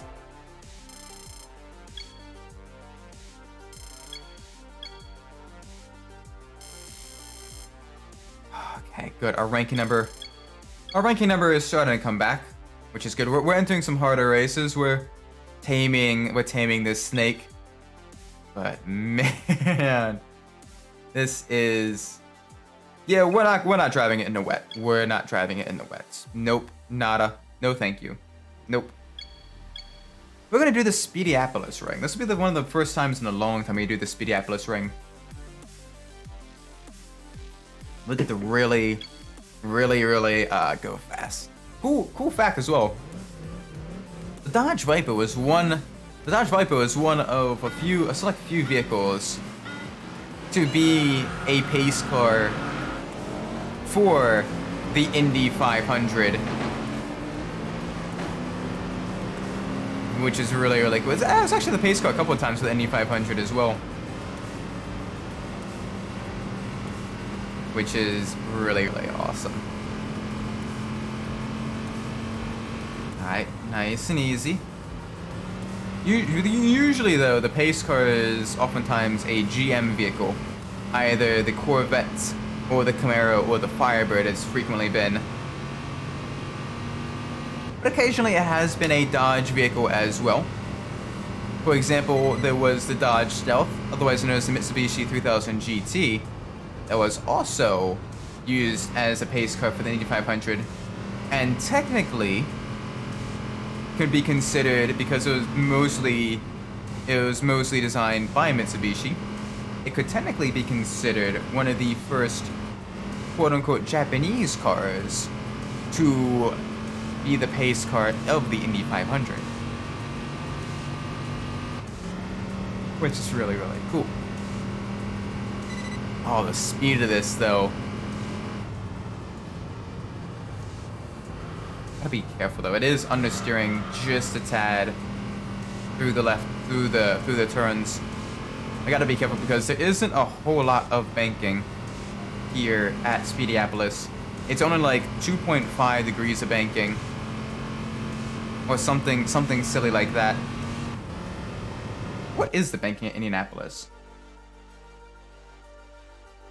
I'm gonna look that up real quick.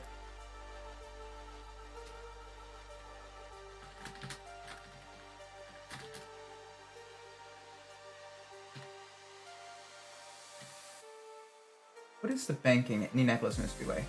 Ah, 9.2 degrees. My apologies. 9.2 degrees was the banking, is the degrees of banking at Indianapolis Speedway. 9.2. Very cool. Alright, nice and easy on the brakes. There we go. Carry our speed around the corner.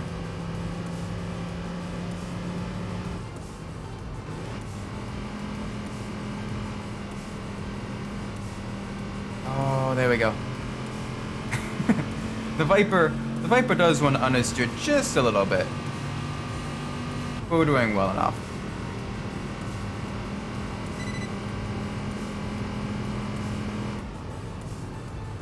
Alright, nice and easy again.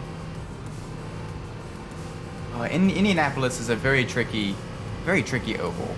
It's really a very tricky super speedway to race at because of the lack of banking. And especially with the sharp, it's fairly sharp corners as well. So you do need a little bit. You need to kind of like let off the throttle a little bit in high downforce cars, and lower downforce cars. You actually do need to brake just a little bit to get it to turn in,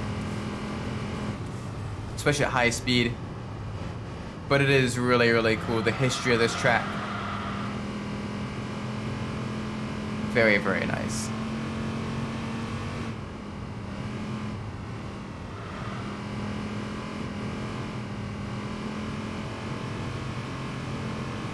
Alright, speed. Give us some more speed, please. 2, 3, 4. Oh, super easy.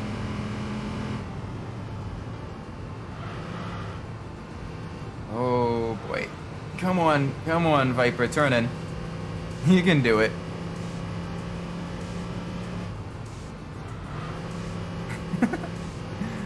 Oh boy. Come on.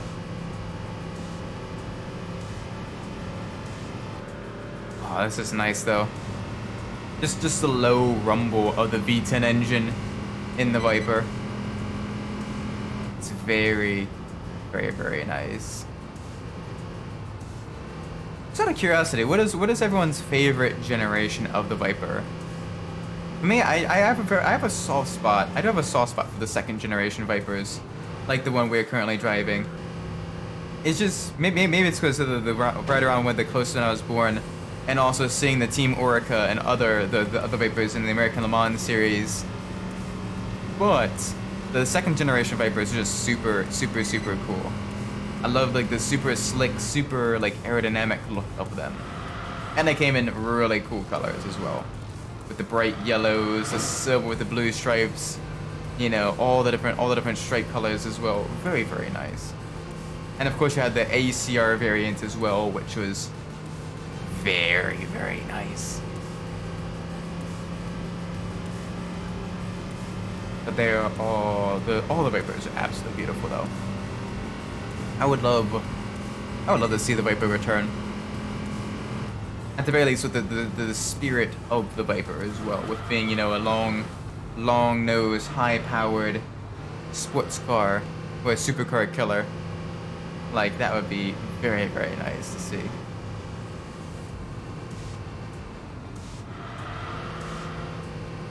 But if it doesn't happen, that's fine too, because then the Viper will have absolutely beautiful legacy. 4, 5. Alright, we're doing pretty good actually.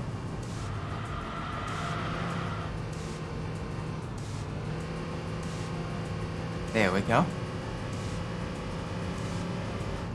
Nice. Nice and easy, nice and easy, nice and easy. Keep the speed going.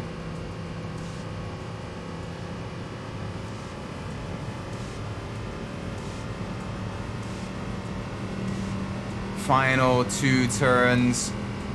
Oh, we're not quite on the pace to lap people, but we are doing fairly quickly. The Viper is treating us very well. No major spins, no major wall collisions. Gosh, though, this is a little bit tricky. Oh gosh, understeer. Yep, a little bit of a bump on the wall. Oh man, but it just sounds so nice, the Viper. Gorgeous.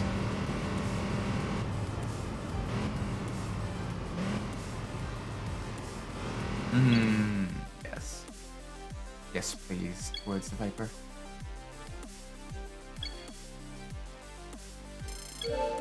Oh, we got lots of points. That should be enough for 2 levels. That should be enough for 2 levels. That is. There we go. We got some extra grippy boys. Some extra meaty tires to put on our car. Yes, please. All right, let's try now to find a race where we can win another vehicle. Add another vehicle to our collection. Oh gosh. We can race the Viper in the snow. I don't think that'll go well. I don't think that'll go well. I wish we had the RS races right around now. That is not going to happen. So now we're just gonna have to search for a race where we can potentially win another vehicle. There's still a few vehicles, so we have yet to unlock. One of them I know is the Lotus Esprit, but it doesn't look like there are any races for us. We can try to find a couple. Ooh. Yeah, okay, let's try to win the Roof RGT. That'd be a cool one to have. Basically a super tuned Porsche. But not a Porsche. Wink wink nudge nudge.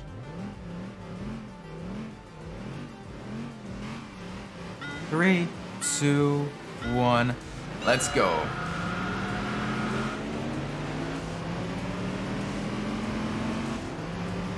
Alright, nice and easy on the brakes.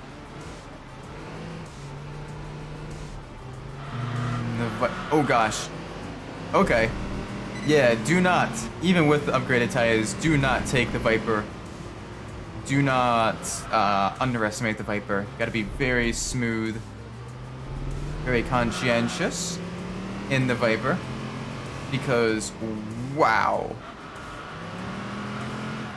This thing is a monster. Absolutely terrifying.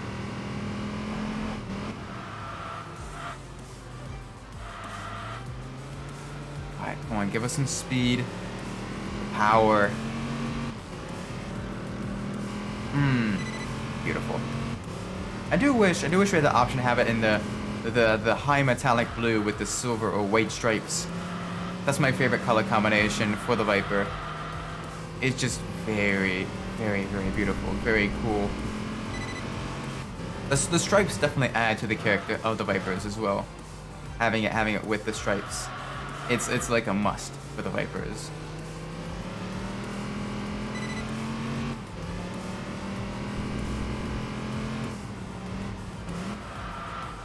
Quite easy. Gentle around the hairpins. There you go. Alright, cool. We're doing really well here. Oh dear, a little bit too much of a slide. We saved it. We saved it.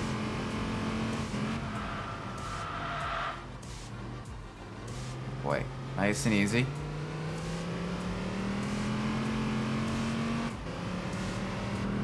Oh, it just sounds so good though. And as the engine gets more powerful as well, you will notice a more aggressive exhaust note. You will notice the whine and grind of a racing transmission if it gets installed. Like you will hear the change.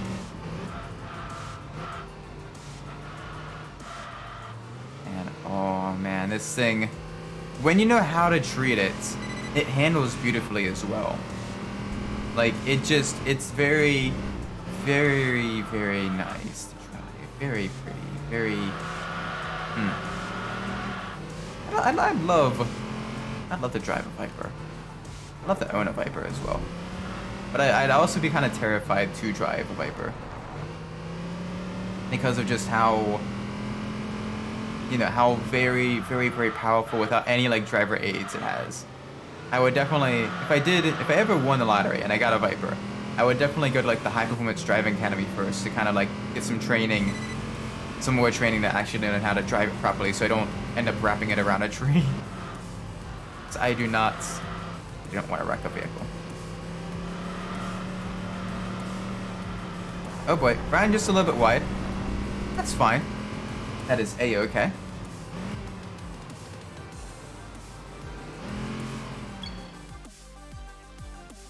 Oh, very nice. Very, very nice. Alright, let's level up the vehicle just a little bit more. Let's see if we can win the RGT. Please, this has been one vehicle that has been eluding us for a very long time. Please? Okay, why not? Yeah, don't give us the RGT. Why not? Getting these last couple of vehicles is going to be very difficult. But we have plenty of time to get them, so that is A-okay.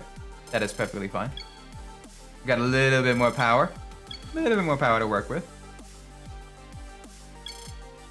Alright, next race we need to beat 540 points to improve our ranking. So let's see. Let's see what we got. 420 points. Well, that is very nice. That's not what we need. But it's about as high as we can get. High as we can get with 420 points. But, you know, it's something. It's something. We can do it. We can do it.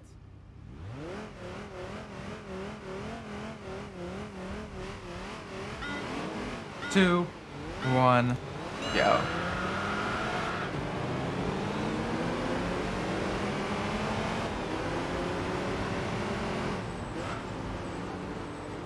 Nice.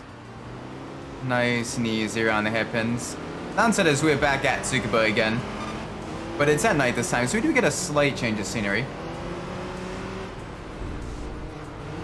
Alright, down the inside. We're on the outside.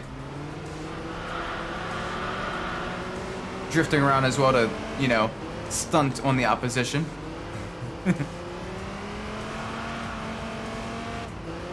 Oh, this thing... It sounds... You can hear the more aggressive engine as well. Like, it is good. And you can hear the racing transmission whine as you're braking and you're off throttle. That sounds so good.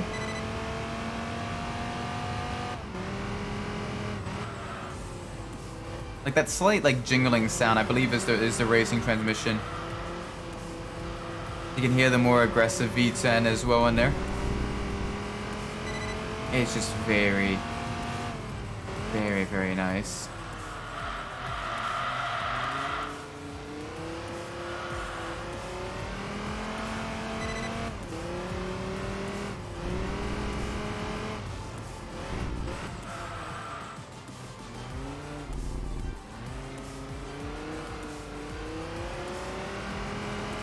All right, come on.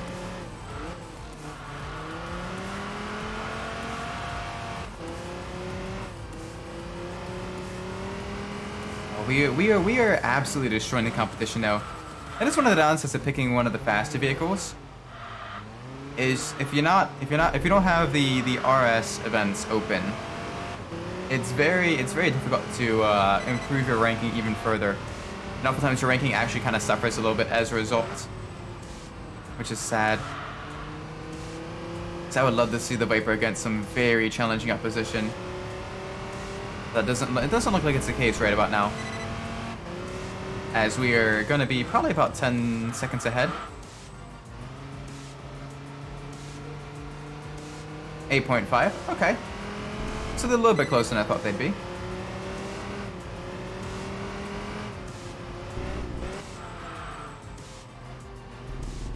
After this race, and then I'm going to get a nice big drink of water. I'm a little bit thirsty. But I want to finish this race up. I want to stay on schedule to at least get like at least two vehicles leveled up to level 10 by the end of each Enthusia stream.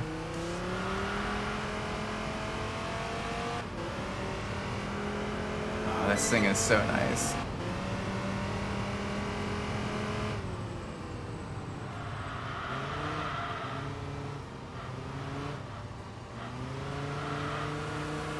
Come on, give us some speed. Alright, 104 seems to be the time we're going for right around now. I think this vehicle could probably honestly get within the 1 minute range if it wasn't so slidey. Like I definitely don't think we're pushing the vehicle quite to its limits. Come on, a little bit more.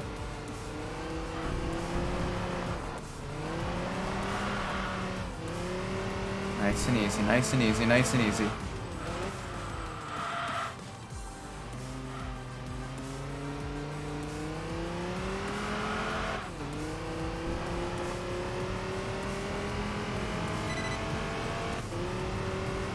Okay, come on. Well, let's try to get under 104. 1, 2, 3, 4. Okay, we're a little bit quicker.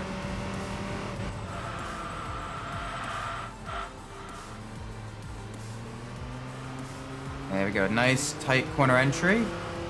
Smooth corner exit.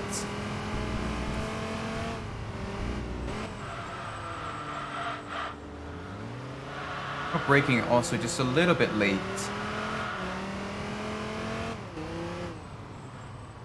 Alright, that corner was dreadful. I lost a lot of time through there.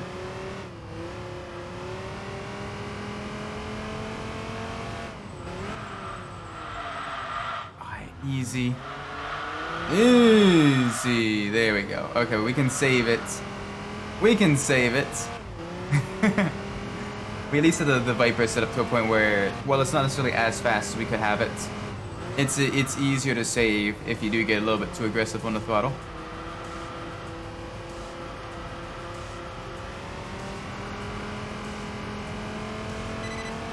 .104.179. We could definitely have gone a lot faster.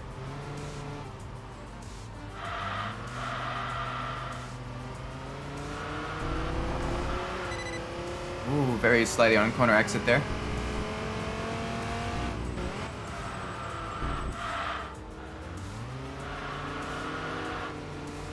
Oh boy. Ah, okay, that was bad. That was bad. This will be faster though.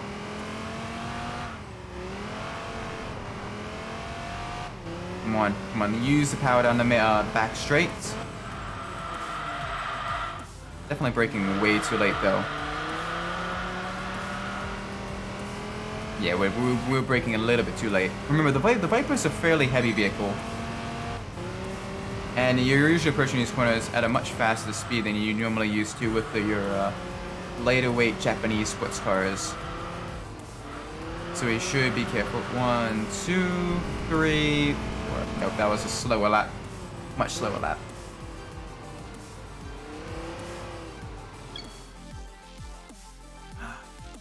There we go, good amount of water.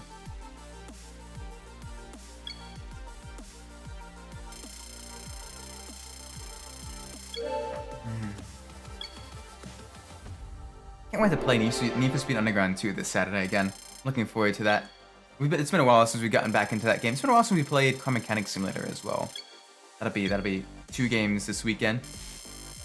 Yeah, my ranking points decreased. I get it. Ah, well. We're already up to level 8 as well. We're doing very well for ourselves. Alright, so we have the real sports car race. And wow, this is another one at Tsukuba. We have a chance to win a 4GT, which is nice. It seems like right now it's only you know the Tsukuba. Ooh, we can do this. We can win a 2002 Turbo. Yes. I didn't realize we didn't have that yet. Let's win it. Let's add it. Let's try to add it to our collection. Granted, we're going to absolutely curb stomp the competition here. But it would be very fun to drive the very fast, very powerful Viper around Marco Strada.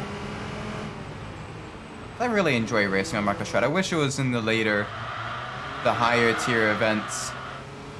This is just, it's an enjoyable and very pretty circuit to drive around.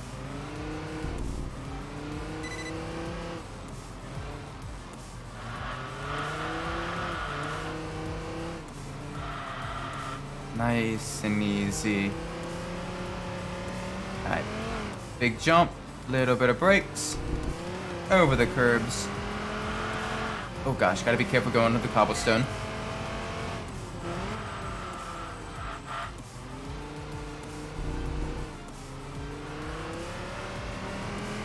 There we go. Very beautiful. Very smooth through here. No collisions, none of that stuff.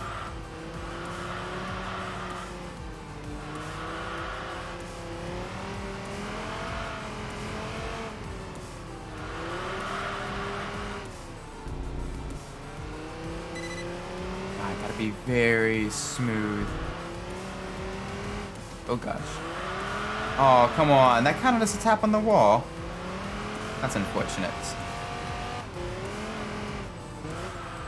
That's very unfortunate. We were doing so well as would have a completely clean race in the Viper. And we just had a slight, ever so slight graze the wall. Just a little love tap, you know? That's unfortunate. There we go, though. 50-second lap. Absolutely very, very quick. Alright, let's get this. Let's get this all the way up. Let's see if this is enough to level up to level 10.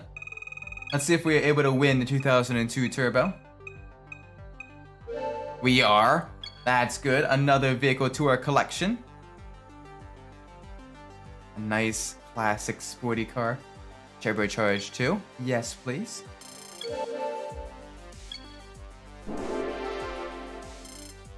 Yes.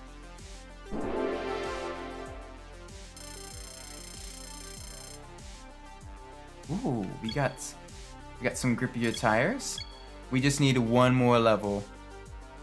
One more level in order to really kind of push the envelope. And get it to level 10.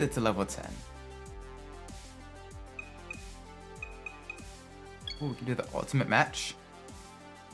We're up against the Peugeot 46 Coupe. we can try a desert raid in the Viper. I get the feeling the Viper will do very, very poorly. Pacific Challenge. Ooh, even racing against a fairly powerful Bugatti EB110 as well. Very, very nice. The EB110 is one of my favorite Bugattis as well. It's light enough to be able to be used as a track car, but it still has a lot of power too. It's just very, very, very nice.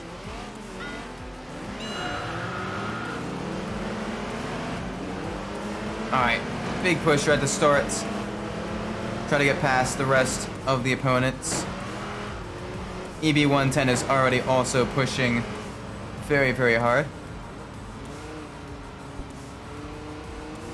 There we go. Big push. Use the power of the V10 up the hill. Yes. Yes. Oh gosh. Okay, we should probably brake a little bit before the jump. What do you guys think? Because we had a chance. We almost overshot ourselves. We almost overshot our braking point there. We're getting a terrifying amount of airtime. Yeah.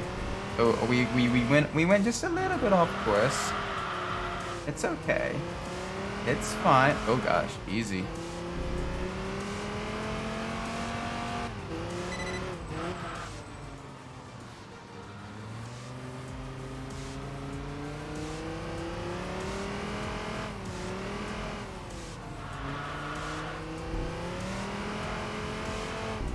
Alright, come on.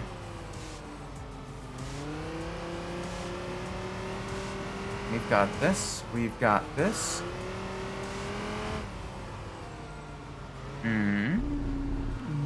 Oh. Major overcorrection there. That's my fault. Car is just a little bit squirrely. But oh man, it sounds amazing. It handles decently enough. The power of the Viper. Okay, a little bit understeer there.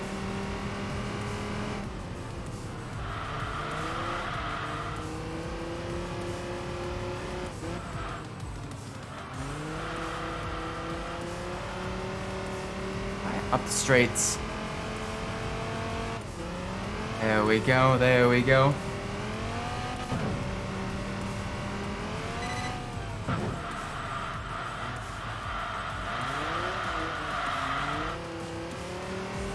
Nice and easy through here. There we go.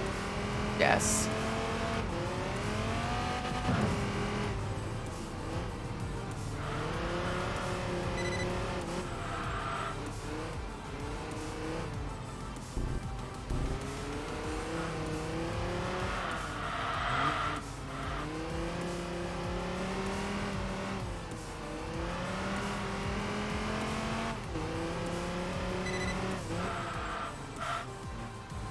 Gentle. I'll be very gentle with this car. Need a little bit of short shifting as well. Saves fuel, kind of prevents the wheel spin as well.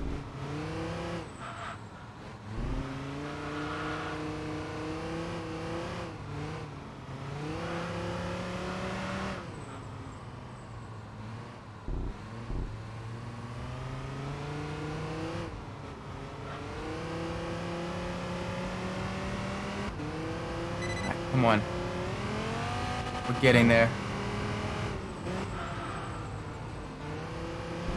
Nice and easy through. Nice and easy through it all.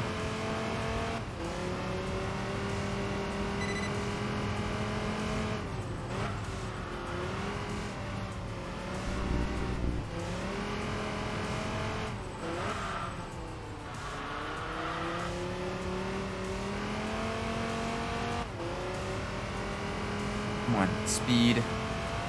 Speed, speed, speed. I mean, this is a lot of speed.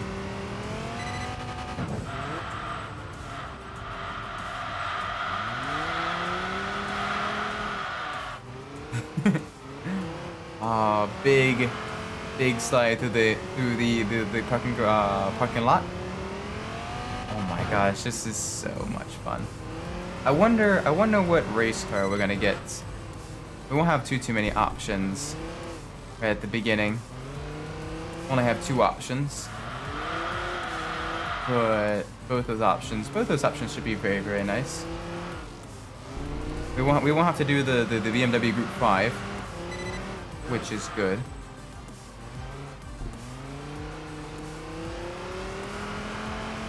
So let's continue racing our final race in the Viper before we switch to our race car. Yeah, nice and easy. You gotta be very smooth in the Viper. We should be able to get enough points to level up the final level of tuning. Another vehicle that's level 10. I'm actually enjoying. I was worried that the Viper would be absolutely terrifying to drive, and it is a little bit scary. It is a little bit scary, especially if you get a little bit too aggressive on the throttle. But otherwise, like it handles very nice. As it going across the line. There we go. Yes, please. Beautiful Viper.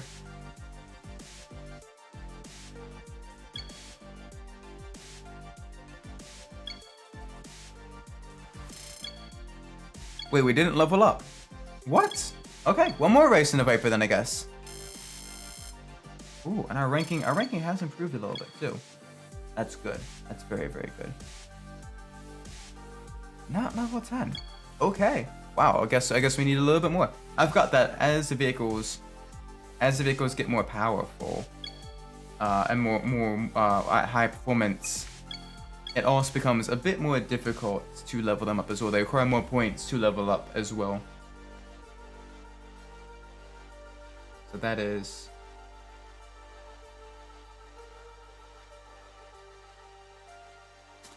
Uh-oh.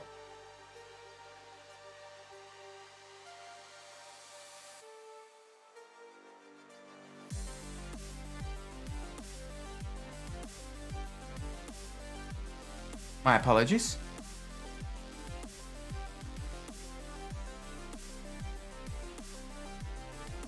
My apologies. I am back. I am sorry about that. OBS completely crashed. That was great. That was great. OBS crashed. I'm sorry about that. There we go. Better. Everything's fixed. I just had to reset OBS on my computer. There we go. Alright. Back up to speed. Okay, or getting dive bombed. That's fine too.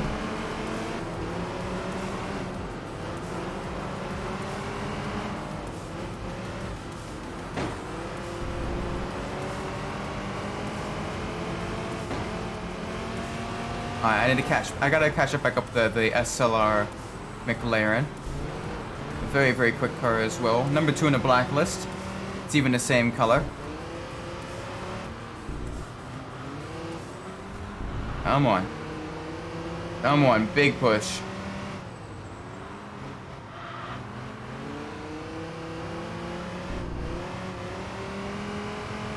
Speed. Alright, big push. Come on, let's catch up to the McLaren. Let's catch up to the Mercedes McLaren. With the active aerodynamics.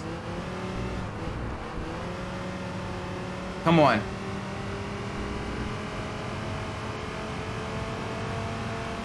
Give us the speed. Give us this power.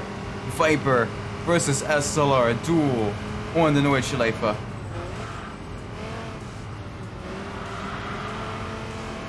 Granted, the SLR does have a lot more,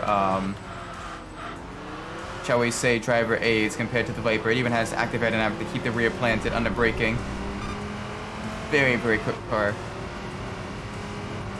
Very powerful engine. But we can catch it. We're right behind it. 2 high-powered vehicles dueling on the Nordschleife. Oh, we are right behind it. Alright, push. Big push now.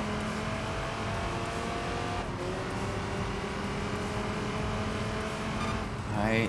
Gotta be gentle here. Light graze the brakes.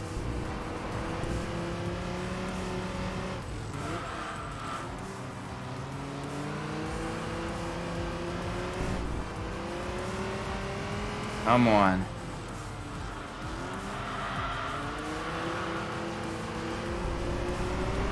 Oh,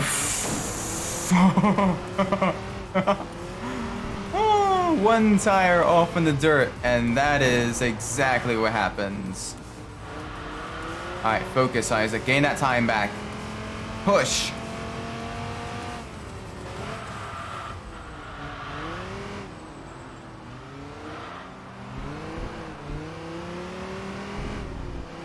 Do not lose the Mercedes McLaren. You gotta win this.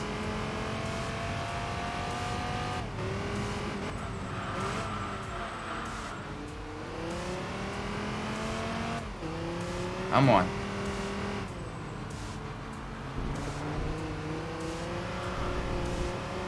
Come on, big push.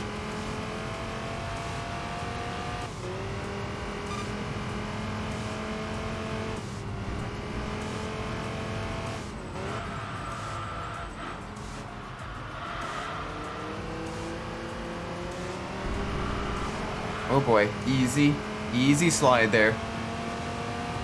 Come on, big push now, big push, big push.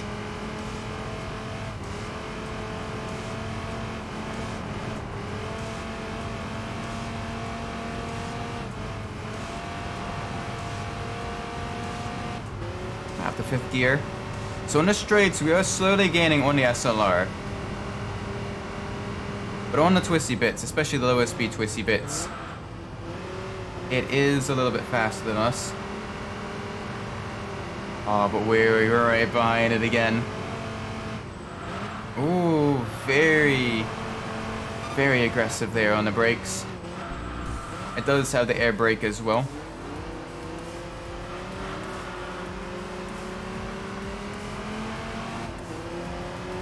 Come on.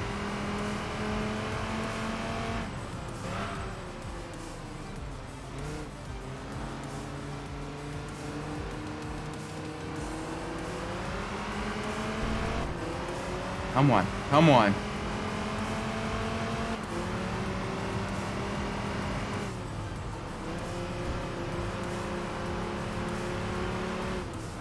Oh, there's no passing points at this speed, though. I may need to wait. May need to wait till the end of the straight or get into its slipstream. Maybe. Oh, it's gonna be a tough one.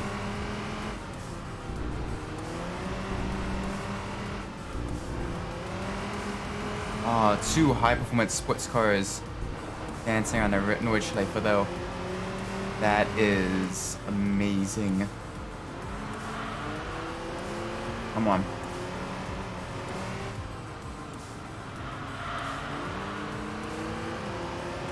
Oh, we're right up with it.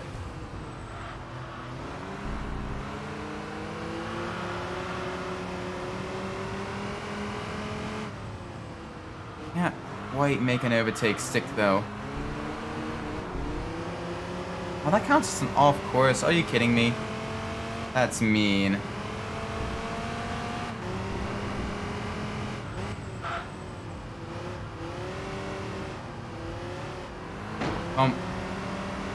Can't quite get around it.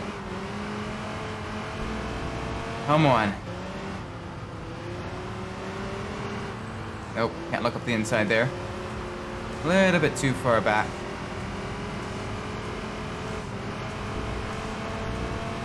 But come on, we need this victory. We need the victory. We need the win.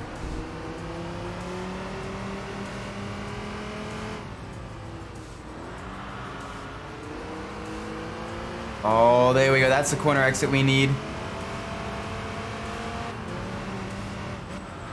There we go. A little bit of a bump there. Slight side contact.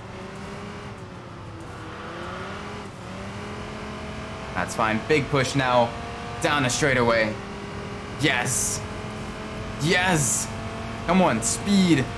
Speed. Speed. Okay. It's going a little bit faster than us. Into a slipstream.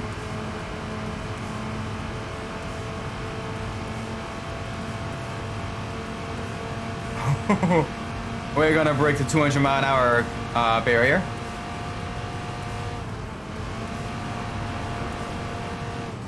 Oh gosh, you were slowing down a lot. Which direction are you going? Which direction are you going? That way? Cool, I choose this way.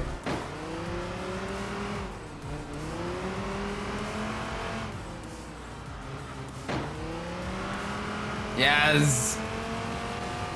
Oh, the double back for the win. Sub 8 minutes. Sub 8 minute time on the Nordschleife as well. Very nice. Whew. Oh, that was amazing. That was some good battling. Come on. Are you kidding me?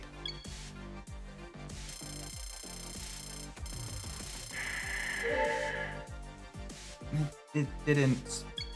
I wanted that McLaren. Oh well, we got the BMW 2002 at least. The 2002 Turbo. We at least got that. But we didn't get the SLR McLaren, which is sad. It's very sad. But that's fine because our Viper, our beautiful Viper, is now level 10. Look at that. The beautiful red on it. I get a screenshot of it. Yes. There we go. Now let's change our vehicle. Let's go to something a little bit racier than a real sports car. An actual competition vehicle. And we have two choices, both tarmac races. We have the Mercedes-Benz CLK DTM, the German touring car, with the 4-liter V8 naturally aspirated engine. Or we can have the Toyota Exxon Superflow Supra, also powered by a V8. This is a JGTC, Japanese Grand Touring Car Championship car. 5-liter Toyota V8, making 500 horsepower because it's in the GT 500 class. Two very, very good options. Let's pull up the random number generator and let us see what it'll be. All right, it's 2. It's hard to tell when it doesn't like change and everything because there's only 2 options. But that is going to be the Toyota Exxon Superflow Supra. Yes, please. Don't mind if I do. I want that. Our ranking is now absolutely in the toilets. But that is okay. That is fine. We should probably just get a slight oversteer. There we go. Just a little bit there. And I don't want full lock. I don't want full lock on the rear diff. I want to open up the diff just a little bit. And now let's see where we can race. The race car series at low end steering.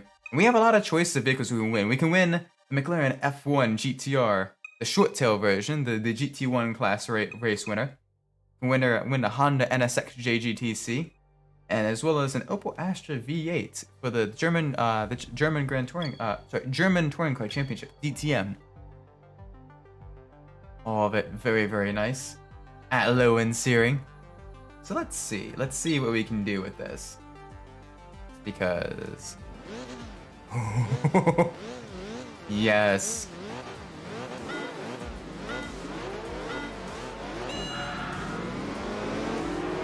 There we go, big push.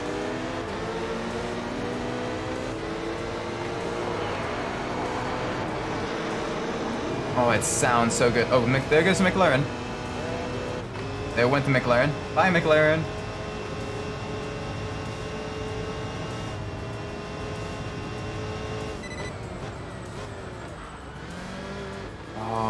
Oh gosh, it handles.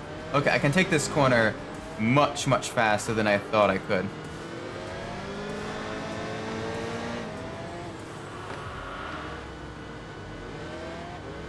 We can go very quick through here. Car is just a little bit too oversteery, but otherwise it's handling very, very nicely. It's got so much downforce on it, so it can take these high speed corners with ease. I'm more worried about this lower speed corner here. Go half throttle. Don't break traction, wait for the straight to really open it up.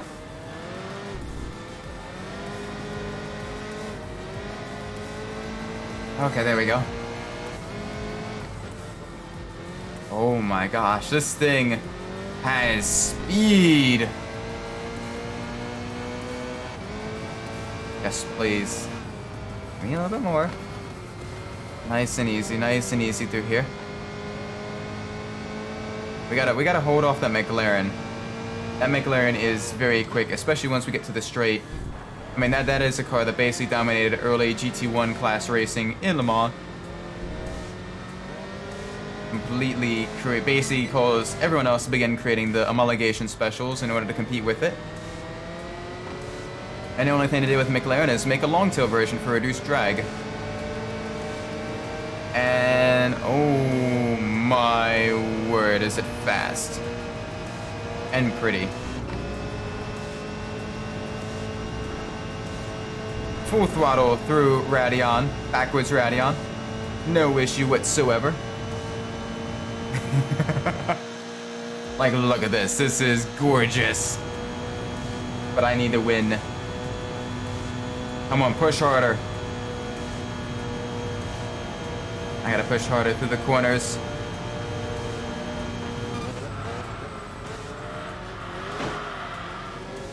Dive bomb on the inside. Oh gosh. Alright, a little bit of a cutback there.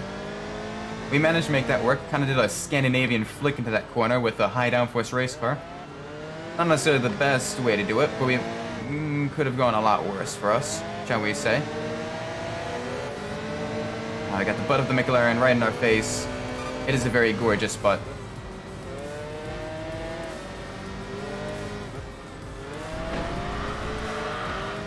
Dive bomb on the inside. Getting a little bit sideways again. Come on, always attack, never defend.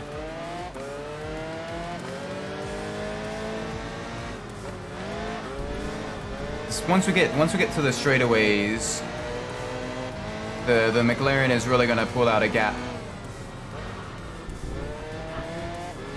And I do not want that gap to exist. I want to stay right up on it so we can pass it through the sweeper, the bank turn, the cat's face, whatever you want to call it. Ooh, it's a bit slow on the back haul too.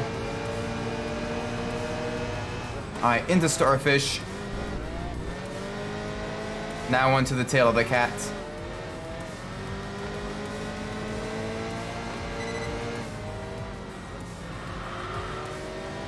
There we go. Yes!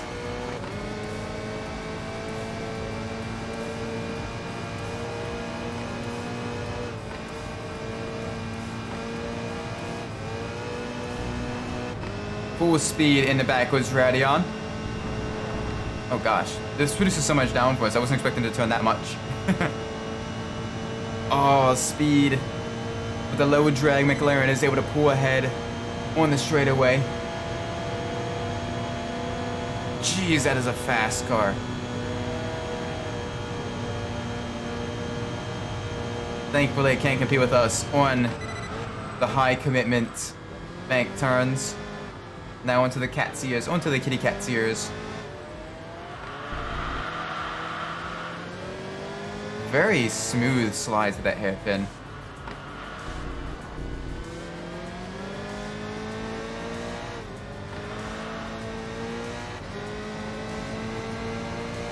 Alright, come on.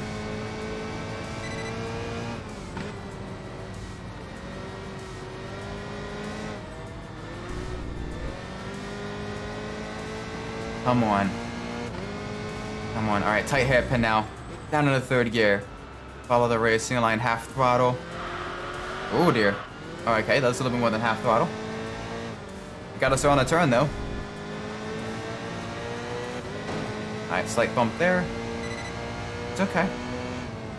It's alright. Alright, getting a little bit sloppy now. Can't afford that. Definitely can't afford that.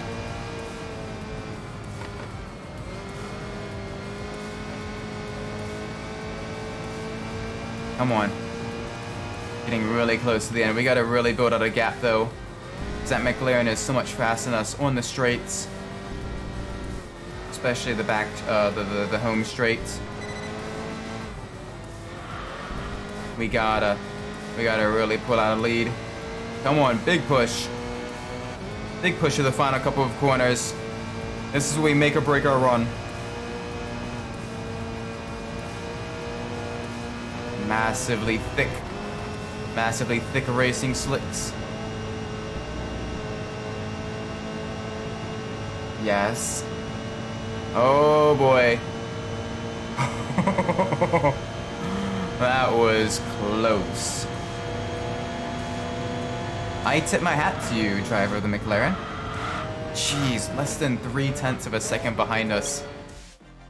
A much faster vehicle, I may add. Well done. Well done. That was some very, very good driving. Now let's see if we're able to win a race car. Let's see if we can win a race car. Ooh, another JGTC car. The Honda NSX. Very nice. You can tell this is one of the later versions of the Honda because it has the massive rear roof scoop as well as the non-pop-up headlights. Still really, really cool though in the racing livery. My favorite of those though was the dome The dome version. Dome? One or the other. With the yellow, white, and black coloring. Very, very nice. Alright. There we go. Our ranking has improved. That's very nice. That's very good. Next race. Let's see what we can do. Let's see what we can win in. Ooh, Tsukuba. Again, up against the McLaren F1 GTR. And also the Opel Astra V8 Coupe. But it's Tsukuba. We should do decently enough here. A lot of corners. Should be very smooth. Should be very fun. The car should handle it quite nicely.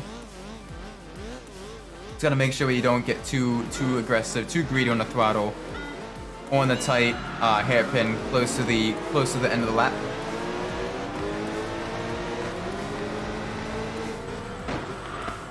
Okay. We got absolutely bulldozed right there.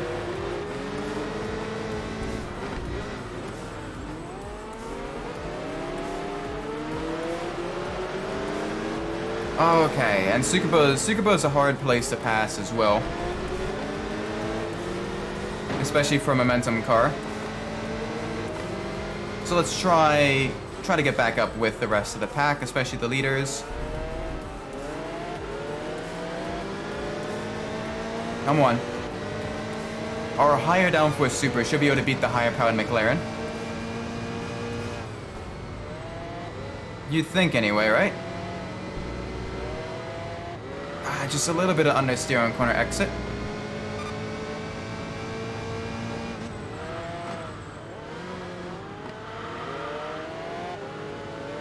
The car handles reasonably well if you don't get too greedy. I got a little bit greedy there. It's gonna cost me a few tenths of a second.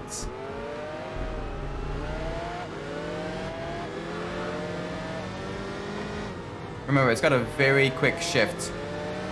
So worst case scenario, if I need to, if I get too greedy on the throttle, I can just upshift on corner exits. Short shift a bit. It'll hurt our speed a little bit going around the straights, but it will also allow us to avoid spinning. I think consistency and being able to just hit our marks should allow us to get past this McLaren. Because we have gained quite a bit of time with the McLaren on the inside. There we go. Don't you...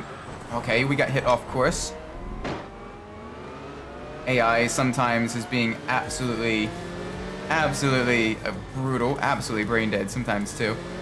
Come on, we gotta catch back up with that Mercedes. We are not gonna lose to a DTM car.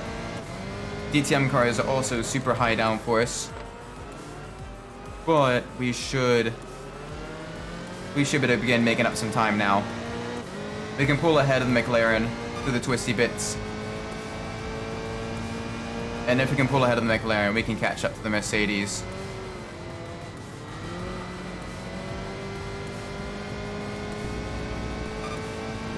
All right, 3.4.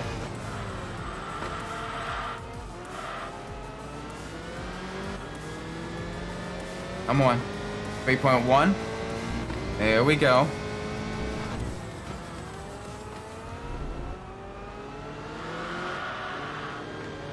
Nice and easy, nice and smooth. We can use our gears to control the car as well.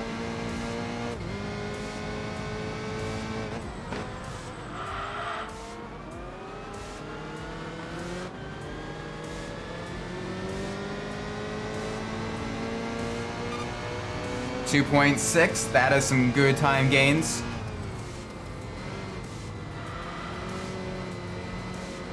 We're doing sub-minute laps at Tsukuba as well. That's how you know these cars are quick. 53 seconds, even faster. Come on.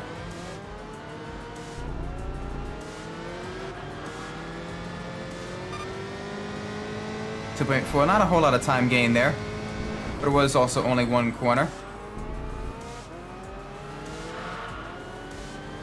Come on.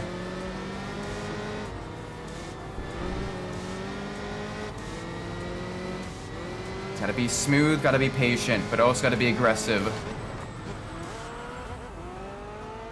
Oh, we're getting close. You can hear the Mercedes in front of us, the V8.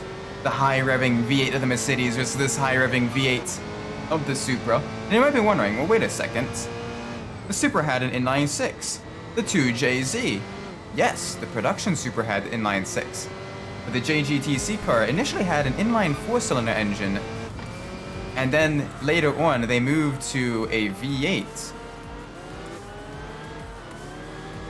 Toyota did not actually win the the Japanese Grand Touring Championship GT500 class with any inline 6-powered Supra.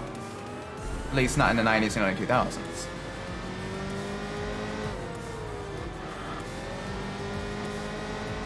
Still really, really cool cars though, and really cool ingenuity and engineering. But yeah, nope.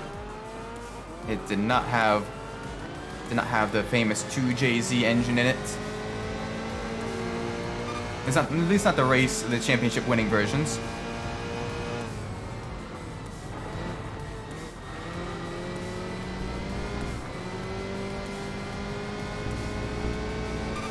Okay, we need to go just a little bit faster. We're kind of slowing down just a little bit.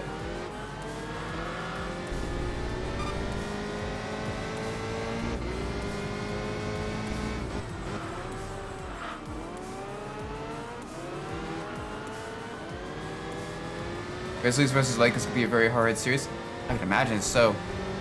Both teams have some very, very, very good players on the teams. I know since you're a Grizzlies fan, I do wish the Grizzlies the best of luck. But on the same token, I do hope it is very close to add to that excitement. You know? Be an agent of chaos. Have that close game, the close races. Make them really fight for the win. They need to win the first game. Here's hoping they do.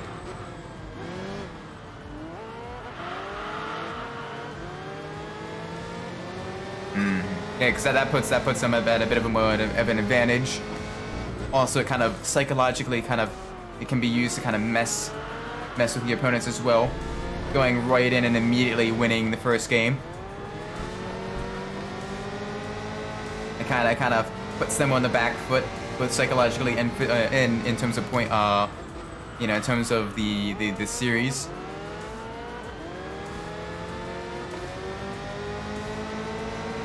Oh, we are getting very close.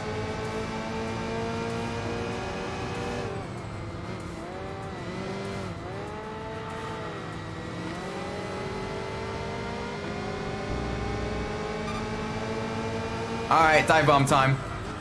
If Gat car. Some Brazilian guys said that.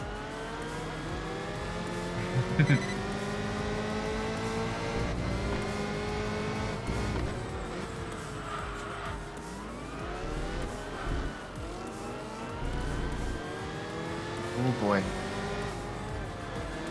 Alright, that Mercedes. Oh gosh. A little bit wide.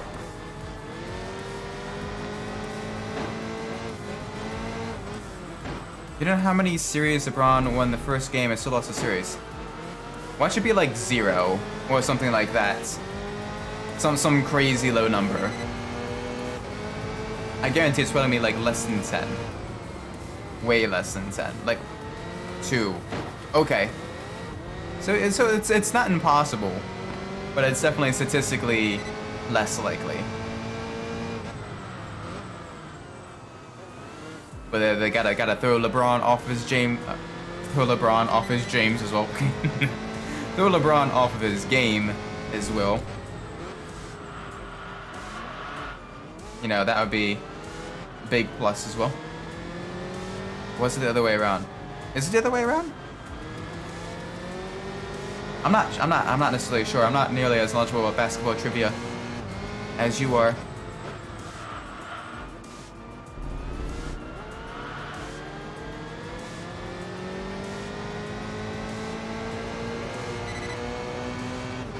Okay, final corner. Late graze of the brakes. Lost the first game and so in the series. I don't remember. Yeah, I don't know. I'm sorry. Oh man, no, that was so good.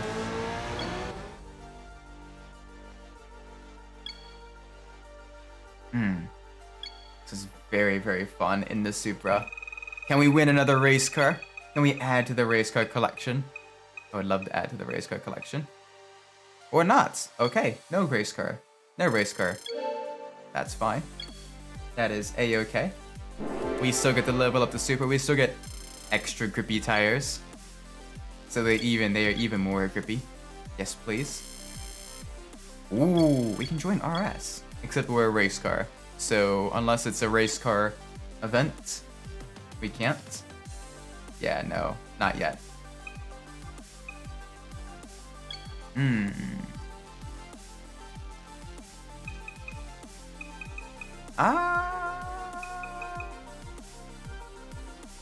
No.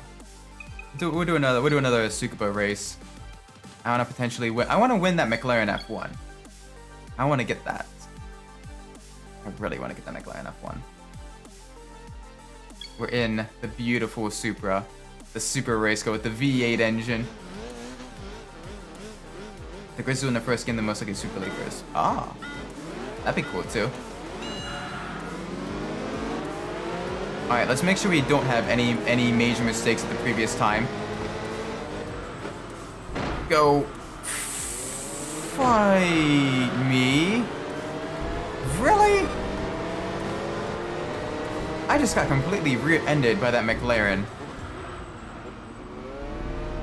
If we lose the first game, it'd be battle.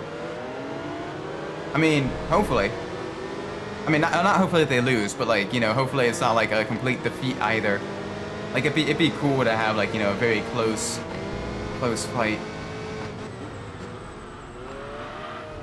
But I'd much rather them win the first one as well. Except that'd be really cool too. I don't know, either or. As long as the games are close and there's a lot of good plays, a lot of good shots and everything like that, I'm happy.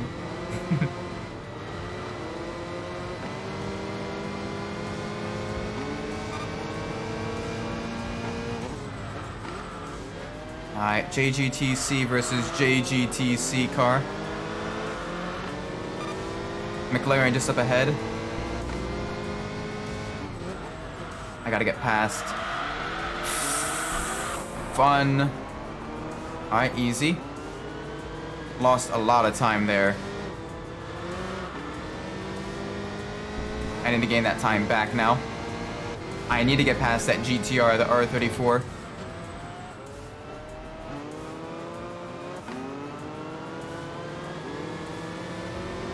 Come on. Come on, come on, come on, come on, come on. Go, go, go, go, go. Please. Gotta have Anthony Davis cost the Lakers some games like it did in the playing game. Yeah, apparently. Yeah, it was weird. I went to, I'm assuming that's what the AD was on Twitter. But yeah, apparently he did like something like crazy bad, because literally I open up Twitter after the stream and like the top 3 hashtags, and it could just be that my phone is listening to me talk about basketball and it's a conspiracy and it's, you know, targeted advertising and everything. Literally the top 3 hashtags that recommended to me were WTF AD, Fire AD, and there was one other one. It was like damn AD or something. Anthony Davis is 80. Okay, yeah. So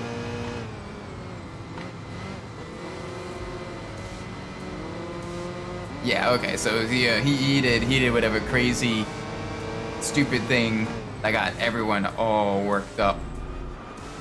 I mean, it's Twitter. Everyone's always worked up on Twitter.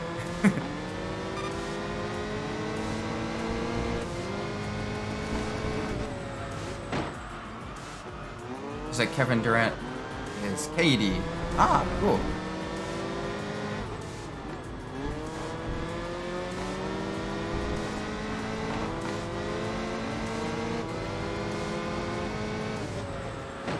All right, I gotta get past the GTR. Sorry about the contact, buddy, but That McLaren is going further and further away, and you keep holding me up.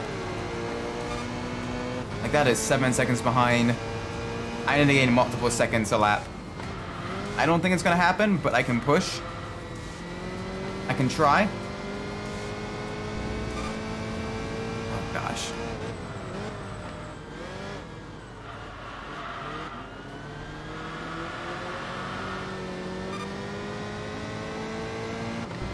Now that McLaren is surely, steadily pulling ahead.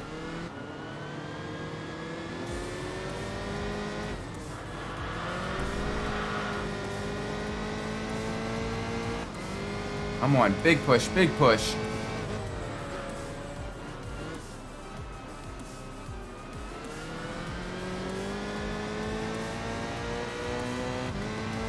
Come on, come on, come on, come on, come on, come on, come on. Alright, we're bringing the time back down. It's not going to be enough, but we can at least put the fear of God in that McLaren. Right? One can hope, right? Just steadily catch back up. Okay, it's faster. It's way faster on the straights. We can beat it on the turns. Ron James holds the most jersey this season. Oh, wow. I mean, to be fair, he is a very, very, very popular player. But still, that is impressive.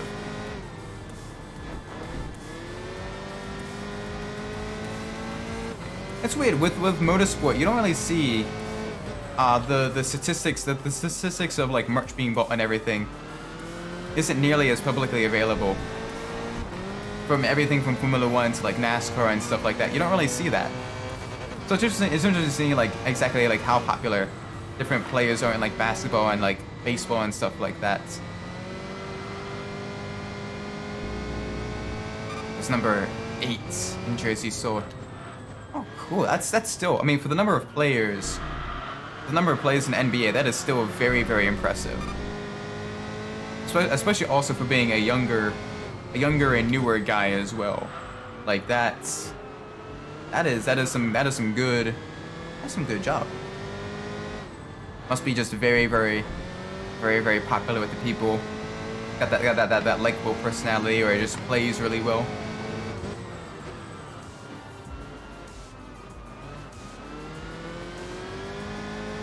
Alright, come on, big push, big push, big push. Okay, maybe not big push. That McLaren is steadily pulling away. Jeez.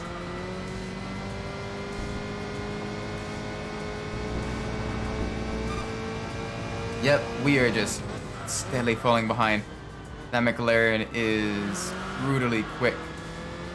And I am pushing this car to like within an inch of its life. And it is, oh boy.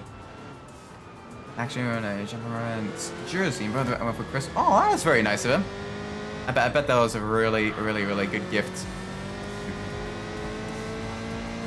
I've got an old Jeff Gordon hat from when I went to a NASCAR race at Dover, long time back in the like 2006 or something like that. I still have the hat, and it's a nice hat. So yeah, it's cool getting, you know, merch of your favorite player, your favorite driver, and all that stuff. You kind of show your support, and it kind of, you know, it's just cool. What's the jersey you got in it? Yeah, sure. I can't quite see it just right this second, but I'll definitely check it out after the stream. That'd be really cool.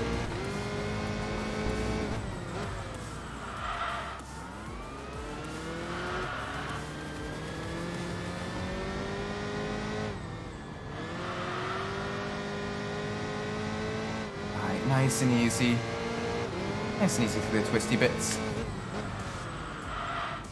Ooh, the McLaren is coming up on a back marker though. Can that slow the McLaren down, at least for a little bit? Maybe. Especially because it is very difficult to pass at Tsukuba. So if we can maybe... Nah, it didn't slow him down enough. He got a very good run on the back marker.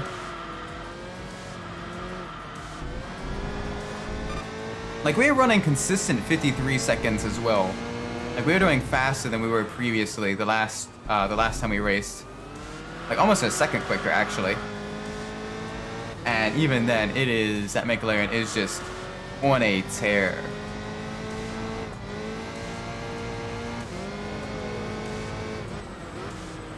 Alright, nice and easy.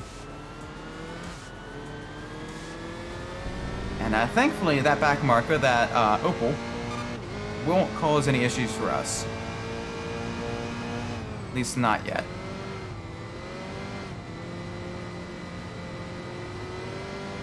Two, three, boom. Alright. Decent enough. Second place finish, a solid second place finish as well. I'm more than happy with that, especially after we got completely dive bombed on the first corner and nearly ended up at the back of the field. Let's see if we can win a car. Come on, we got two very good choices here. Awesome, we got the Opel Astra. Very nice. Another DTM car. 4-liter V8, 500 horsepower. Quite a bit of downforce, quite a bit of aerodynamic devices on it. Very nice. Very beautiful car. Let's see if this is enough to level up the Supra. Hopefully by 2 levels. That was a very long race. There we go. More power, a little bit less weight. Gonna get a whole lot of points there. But that's okay. Alright, let's go for another fairly difficult race. I think we could probably do like 1 or 2 more, I think. Ooh. Ooh. Yes. Yes, let's do it. Race around the Nordschleife. I want to do that.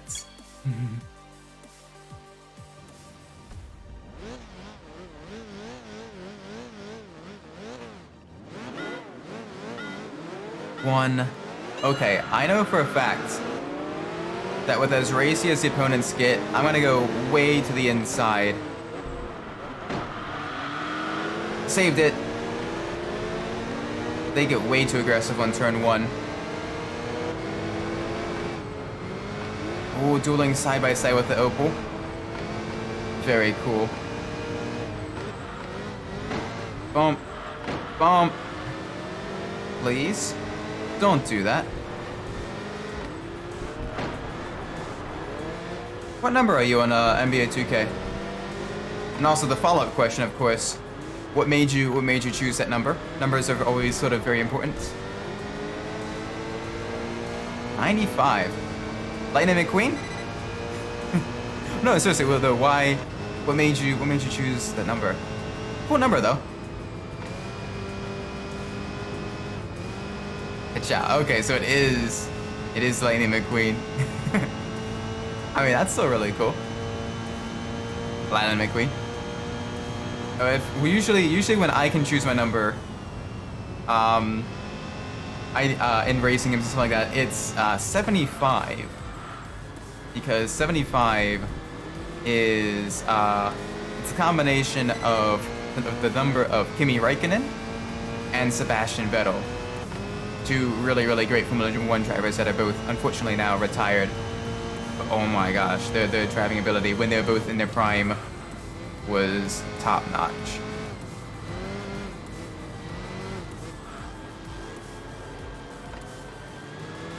Oh boy, easy.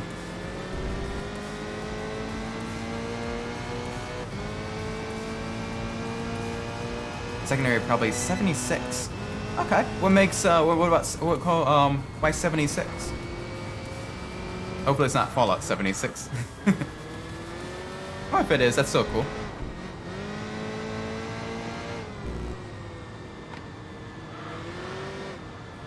Oh boy, a little bit swirly there.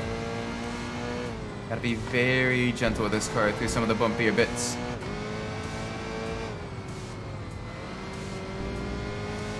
Be very smooth.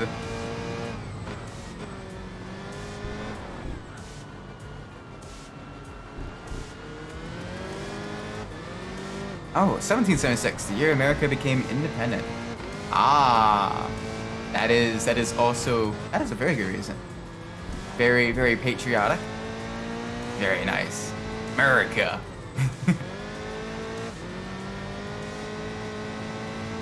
Very nice. I'm surprised the McLaren hasn't caught us up yet. Like, we are doing very, very well. And the McLaren isn't even in... Was the McLaren even in this race? Yeah, I think so.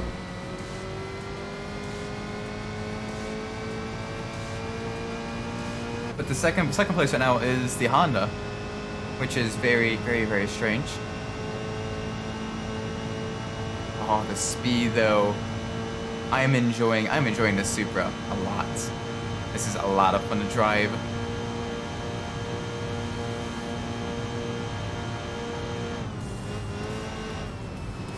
Oh boy. Little bit of understeer through the high speed sweeper.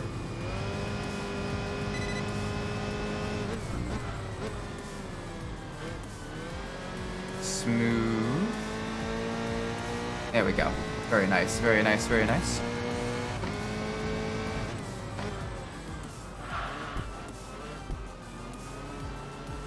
Oh boy. Easy. Very easy.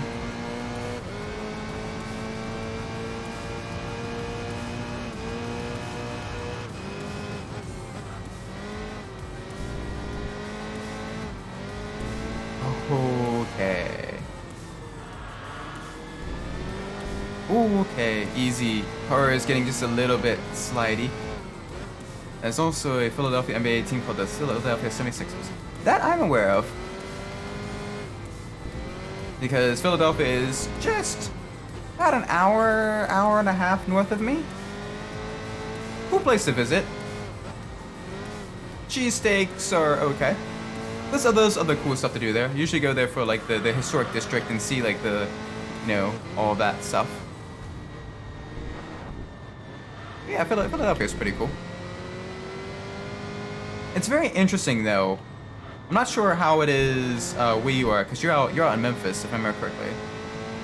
Or at least close by there. But here in Maryland, because we have DC, Washington DC, which has a lot of sports teams. We have Baltimore, which has a lot of sports teams. And we have Philadelphia, really close by as well. It has a lot of sports teams. You get a lot of people supporting like a lot of like different combinations of teams, depending on roughly where exactly they are. So you have Marylanders that support, you know, like the Philadelphia Eagles, or like the Baltimore Ravens, or what have you. Or, you know, the Philly Fantastics versus the Orioles versus what's Washington's baseball team. But it's just really, really cool kind of seeing like the mix of, because a lot of the states here are a lot smaller. The further east you go, the states are a bit smaller. And the cities are a lot closer together as well. So you have a higher concentration of like different teams and stuff. Whereas if you go out west a bit more, the states get bigger and the cities get a bit more spread out. So people are more, a bit more homogenous in their fan support. It likes hockey. Ooh, like field hockey or ice hockey? There's a pretty big difference between the two. But yeah, hockey. Oh yeah, I had a roommate in college that was a big ice hockey fan. He was a big Pittsburgh Penguins fan because I went to college up in northern Pennsylvania. And of course up there it's Steelers, Pirates, and Penguins and everything, black and yellow. It likes Nashville Predators. Oh, cool. Nice. Yeah, hockey is very, very fun to watch as well. Just the sheer intensity. It's a very high contact sport. Very, very cool. And just they are constantly moving around as well. It's just very, very nice. That being said, I am absolutely, like other sports I can play okay-ish. I am terrible on ice. I am very, very bad at ice skating, let alone ice hockey. But it is still really cool to watch. Very, very cool. Alright, we'll do one more race. We'll do one more race in the Supra to see what it is. Speediapolis? We'll do the low-end steering race. This will be fun. We've unlocked all the vehicles. At least all the vehicles that this car will be up against for the most part. Let's do it. Low-end steering. So my family teams for the Big Four sports are as follows. Alright.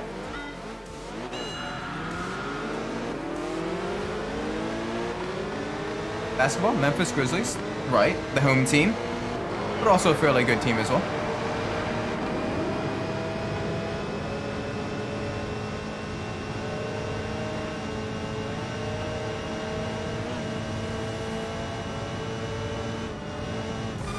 Okay, easy. Baseball. Ooh. The Yankees. Interesting. Just out of curiosity, does Memphis have a baseball team?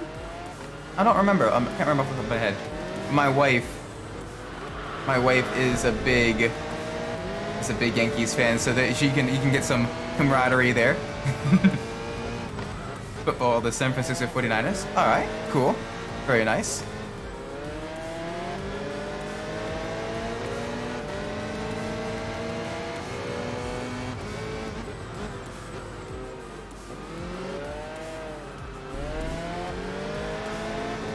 And then the final one, I imagine ice hockey?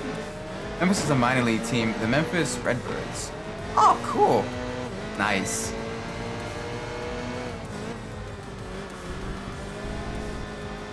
Nice. It's always fun going to the minor league games as well, because it's a lot more relaxed atmosphere. You don't have like the crazy team rivalries as you do with the major leagues. So everyone just wants to watch a really good game. And hockey, the Nashville Predators. Awesome.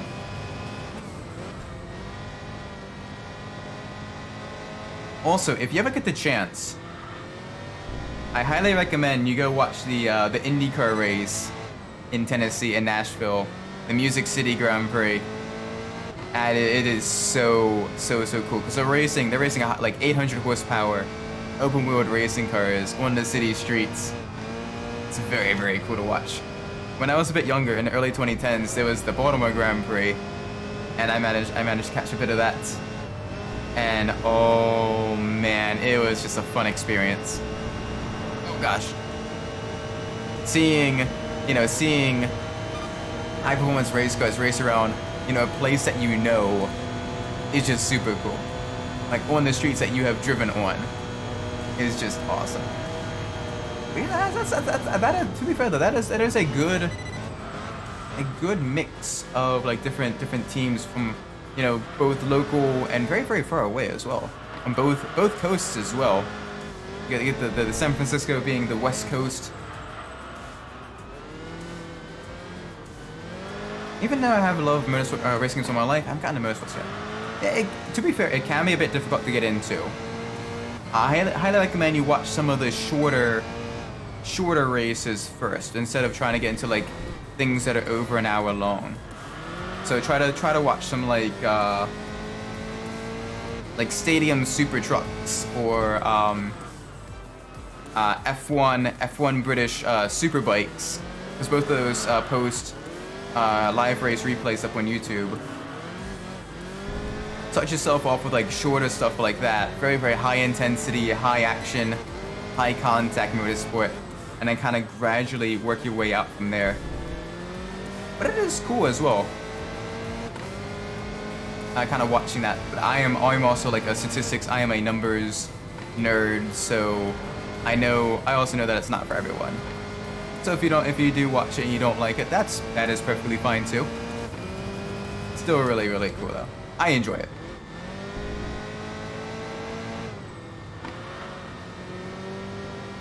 Also, just out of curiosity, I'm trying to remember, because my football knowledge isn't up to date.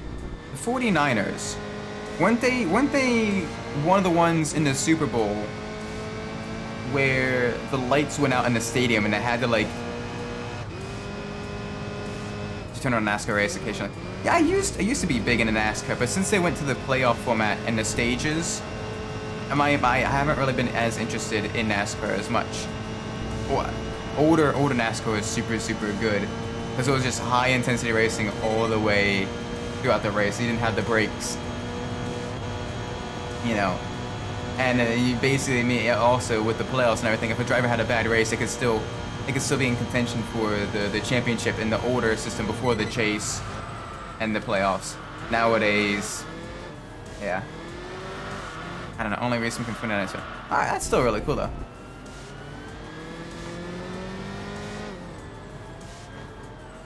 Yeah, for me it's the Ravens because while I'm not super into football, they are the home team. And also with it's a cool reference to a Baltimore native with Edgar Allan Poe, the horror writer. So that is a cool sort of touch on Baltimore's history, which is very nice. Fun fact though, the Indianapolis Colts actually used to be a Baltimore team before they moved to Indianapolis, because horse racing actually was and still is very popular in Maryland. I guess it's one of the big sports here. But yeah. But then they kind of left under not the best circumstances, and some people still hold a grudge about that. A lot of basketball teams are like that. Oh yeah, that's a good point. I have forgotten just how many basketball teams kind of up and go to an entirely different area. Like it's originally from Minneapolis. Yeah, it's just very interesting because you especially if you're like a big fan of that and they're like the local home team. It's got to be kind of it's got to sting a little bit. Warriors originally from Philadelphia.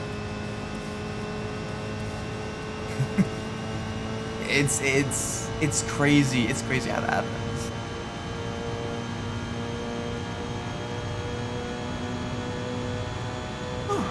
There we go.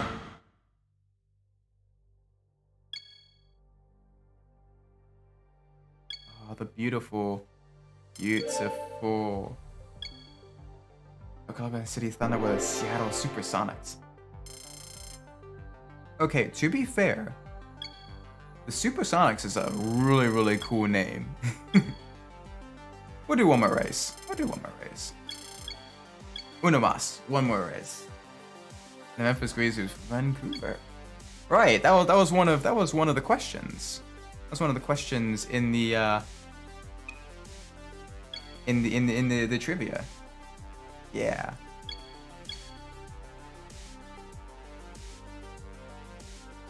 Oh man. Alright, one more race. One more final lap around in Nordschleife.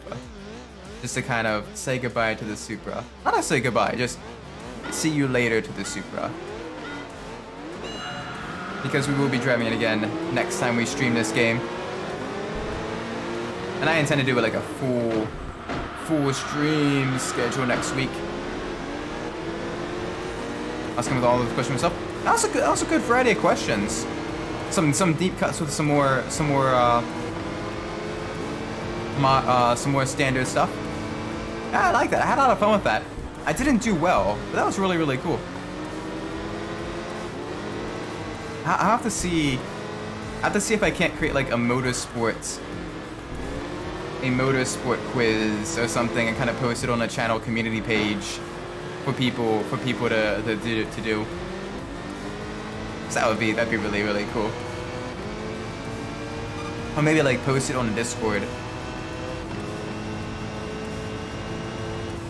So I want to kind of do a whole bunch of like disciplines and also a whole bunch of like years as well. That'd be fun.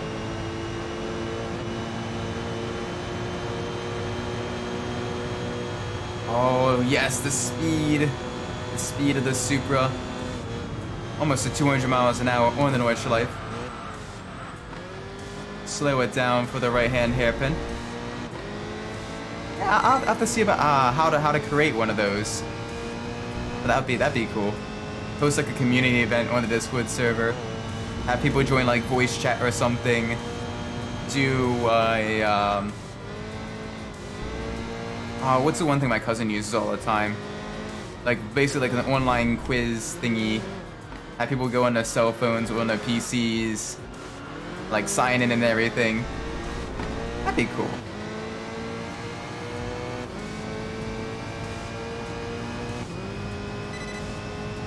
Do that like midday on a Saturday or something so we can get, you know, a decent amount of people in.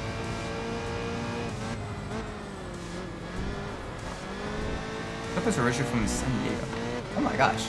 Is there any basketball team? Is there any basketball team that is currently at where they were originally from? Because it seems like a vast majority of them have moved around a lot.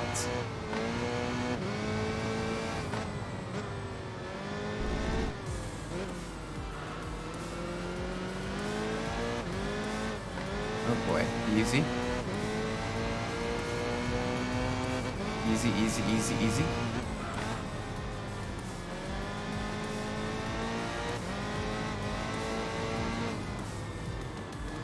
It's like that is oh god, a little bit squirrely there. Put a tire off on the dirt.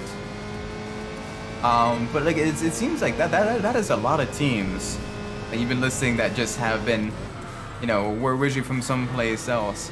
I want to know now if there is a team, if there is a basketball team that has stayed where they originally were the entire time. That'd be cool. That'd be very, very cool.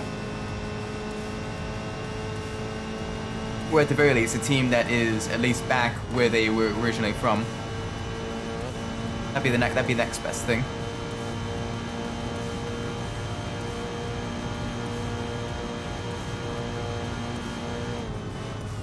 Oh gosh, nope, can't take that corner full throttle. Definitely can't take that corner full throttle. You're not finding anything. Oh gosh, so a lot of basketball teams have been moved around and everything.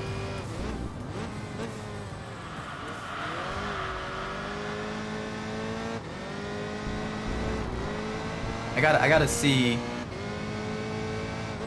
I'm curious, like what teams have stayed. Not even just at, I think I posted a Wikipedia list of teams that have relocated. And just kind of do like a process of elimination. Any teams that currently exist that haven't that aren't on that other list.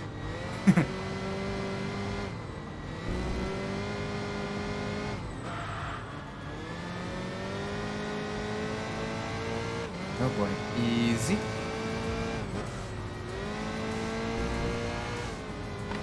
Gotta be very, very careful.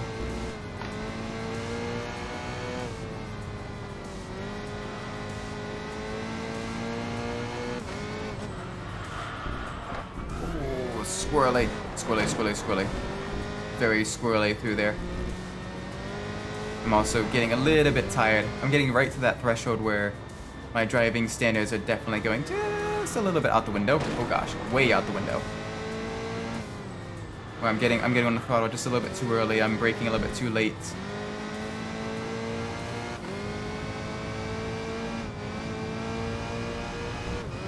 Alright, nice and easy.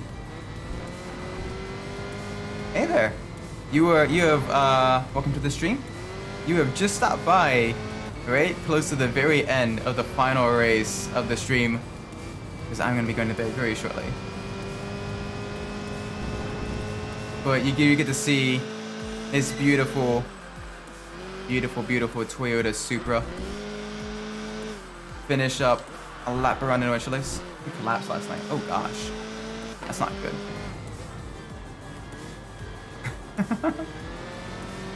Oh, you gotta make sure you don't push yourself too hard, man. That's not good for your health.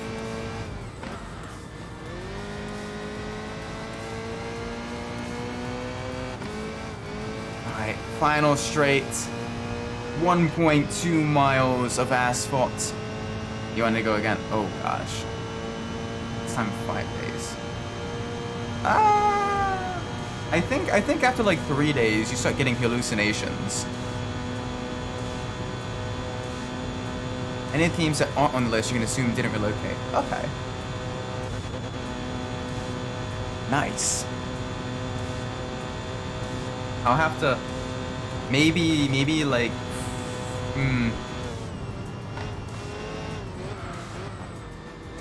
Hallucinations sound awesome. Hallucinations are terrifying. You do not want hallucinations. Trust me, I have done the multiple all-nighters in college for engineering. It's not fun. The hallucinations are not fun at all. You'll be sitting eating breakfast on like the final day of finals, and you look down and your plate is jumping and vibrating, and you're like, oh, that's not good. It is very scary. Thankfully, I made sure I rested very well before I drove home later that day. The Hawks have relocated 3 times. My word. Wait, 2. Jeez, they're just bouncing around everywhere.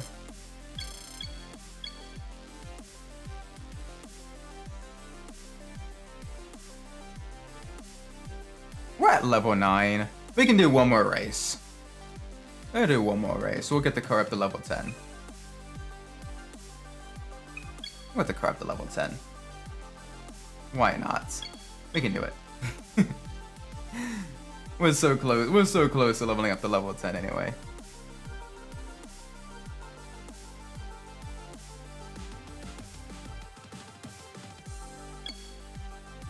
Wow, three times. That's almost as much as like a Formula 1 driver changes teams in their career. Wow. Just one more race, you keep saying, and then okay, that is true. But since we fixed the controller issues and everything, and the cars actually drive a lot better, it's just a lot of fun. I enjoy this. It's like the perfect threshold of like simcade, where it's still fairly accessible, so like I can still enjoy it. You know, when I'm a little bit tired or not, like I don't need to sub the wheel and pedals and all that stuff. I can play it decently enough with the controller. But it's sim enough that, like, you know, you get the close competition, the difficult to drive cars, all that stuff. So it's just a lot of fun. On the Dunlop Bridge. Plus, we're almost to level 10 for this vehicle, and I don't want to start a stream and be like, hey, we're gonna be driving this today, and do like one race and then switch vehicles. I wanna kind of start afresh.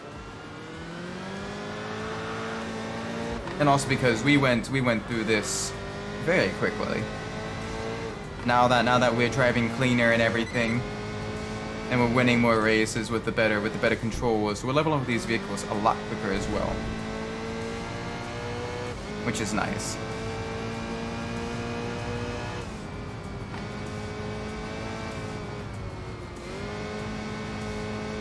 Alright, easy.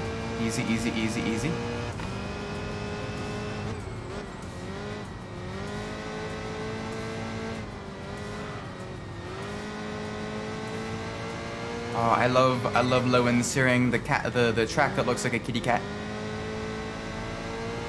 It's one of my favorite tracks in the game. So many different corner varieties, so many different types of corners, a lot of high-speed corners as well. Good amount of elevation change. They did a really good job of like creating this.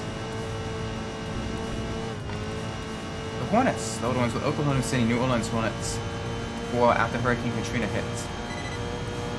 Ah. Yeah, I guess it'd be pretty bad to have a team called the Hurricanes right after a really bad hurricane. Probably not the best taste. I'm surprised they don't call the team like the Voodoo or something. You know, kind of with the New Orleans culture.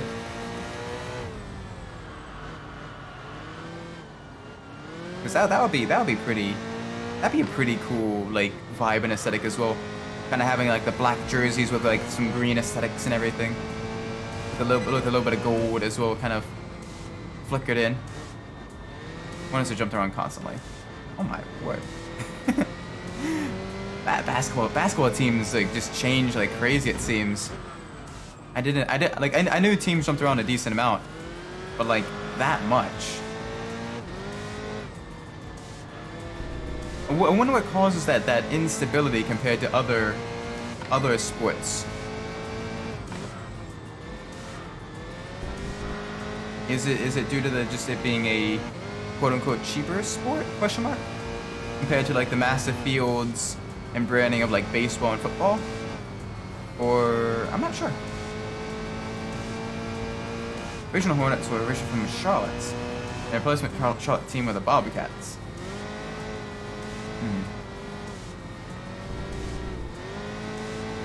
Oh my gosh. Jeez, poor Charlotte, poor North Carolina. Absolutely. North Carolina? Yeah, North Carolina. It seems like a lot of really good players come from North Carolina, but not a lot of good teams come from the Carolinas. Original Hornets were located from Charlotte to New Orleans. Cool. Very cool. And then they probably moved after that as well. Then Hurricane Katrina hit. Yep.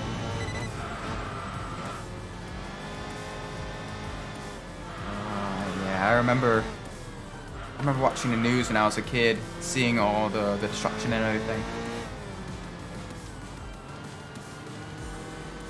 Yeah, it's very sad when that happened. And New Orleans Hornets became the New Orleans Pelicans. Oh, see that's a good team name as well. Right by the water and everything. You know, another animal-related team, so you can get a good mascot as well.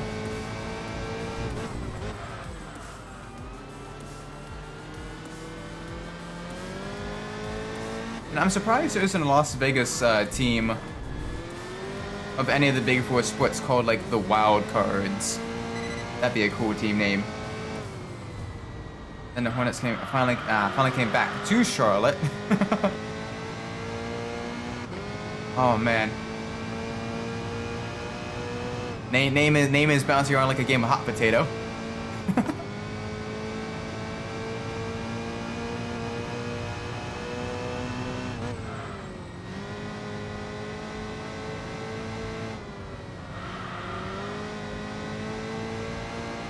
Oh boy.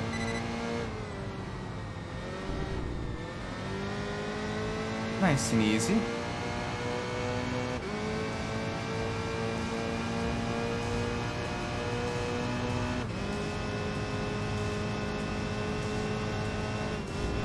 There we go. Final corner. You can take that full throttle. Like, it's a bit difficult in the slower vehicles and the lower downforce cars. But in the Supra, it is so easy. Very nice. The Supra, oh my gosh, the Supra was a blast to drive. Absolutely gorgeous. That was so much fun. We get to level this up. Level 10. Yes, please. There we go. Max tuning level Supra. My last message showing up. The Hornets name finally came back to Charlotte.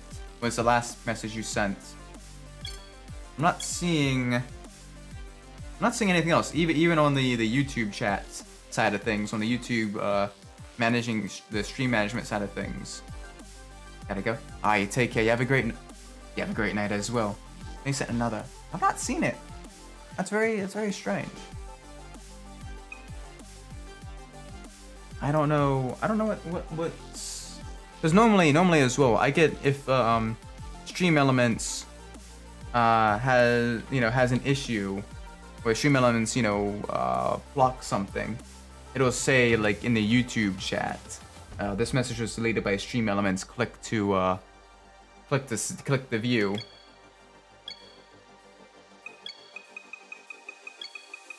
But yeah, this is very, very strange. Oh, this is the Toyota Fun Cargo. Oh gosh.